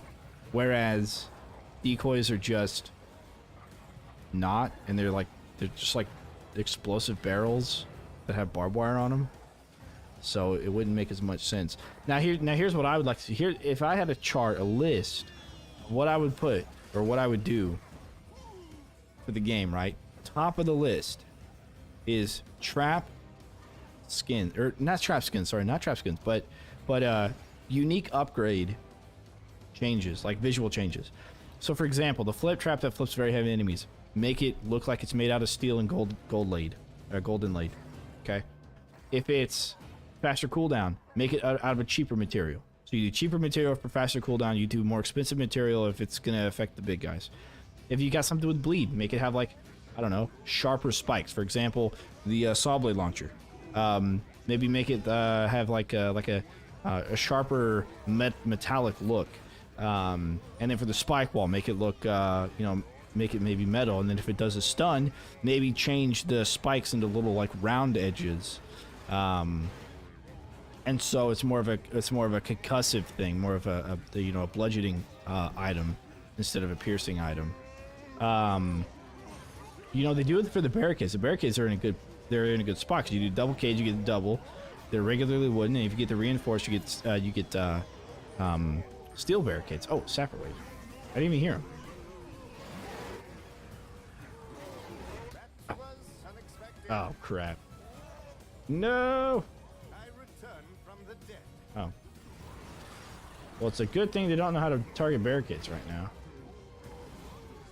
Don't do it! Don't do it! Don't do it! Okay, good. You know, one of the... Oh, it's 69. All right, we gotta sell. We gotta sell. Maybe I should have let him through. All right, we gotta sell, though. I guess we're gonna start by selling everything back here, maybe. We need to sell basically like a straight line. So we need to stand right where that guy's at. And we need to sell in a straight line. You know what? Let me do this. There. It's gonna kind of help him get through a little bit. A little bit more. For trap skins, we'd actually buy with extra skills. Yeah. But then you'd be like Behemoth and have like thousands and thousands of gold. I think he has like more than 10,000 now. So you can do all the trap skins you want, and you're just gonna have more skulls. But I think that would be the first thing I would do is make traps look different with their unique upgrades, depending on what it is. All right, Ogre Boy, you're the last one, and the scariest one too, because if he gets a stun on us, we're dead. He gets flipped. We can't sell, and that's what I'm worried about. Okay, here we go. Here we go. Yes, yes. Okay, I think we got it. I think we got it to where we can die on 69. Ladies and gentlemen, thank you for watching. As always, don't forget to leave a like, comment, subscribe, follow, stream, but Twitch. I messed that up a little bit, but that's okay. You guys know what I mean. Still be nice to have. Yeah. Exactly. And then, because with wall blades, they actually have something weird where the bleed upgrade, I believe, makes it look like, or it used to make it look like it had ice damage. It looked icy for some reason. But it was just the bleed damage, you know. And the pounders, you know, I just, you know, you can just do it for all of them. It makes the traps look more unique. Co-op would look cooler because you'd have different looking traps, and it would also be, you'd also be able to tell what your co-op partner brings as far as the way that it looks, right? So, anyways, oh crap! Hopefully we can lose. Oof. I'm hoping. Here we go. Get a couple of big guys rolling through. Let's go, dudes. Uh-oh. Do we not lose here? We have to lose here. There's no way we don't lose here. Yeah, here we go. Clump of dudes. Let's go. Come on, next one. 15, 14, 13. Let's do it. No, it's looking a little dicey. Half our rift points remaining. 9, 8. Bro. Okay, here we go, 7. This is a real challenge. 6, 5, 4, 3, 2, 1. Stop them quickly. I don't fucking believe it, dude. There's no fucking way. Do we seriously get one? Oh, no. This can't happen, dude. No, it can't happen. Come on, charge me, dude. Charge me. Ogre boy. You're the chosen one. I'm gonna do this. Yes, good. Make it to me. There we go. All right, we got it. Yeah. Cool, dudes. 69. Nice. Take a screenshot if you want. And we got crap skulls. All right, let's check our stats here. What is the highest combo we got? 3, yeah. Okay. That's what I thought. Well, we got 15 of them. Nice. GG's, ladies and gentlemen. 65 kill streak. Not even that great. And yeah, damage from traps 969 planned. I don't even know what that would, what would do that. What would count? Maybe the gravity pillar drop, because I don't have the damage on gravity pillar. It would also be a lot higher if I did.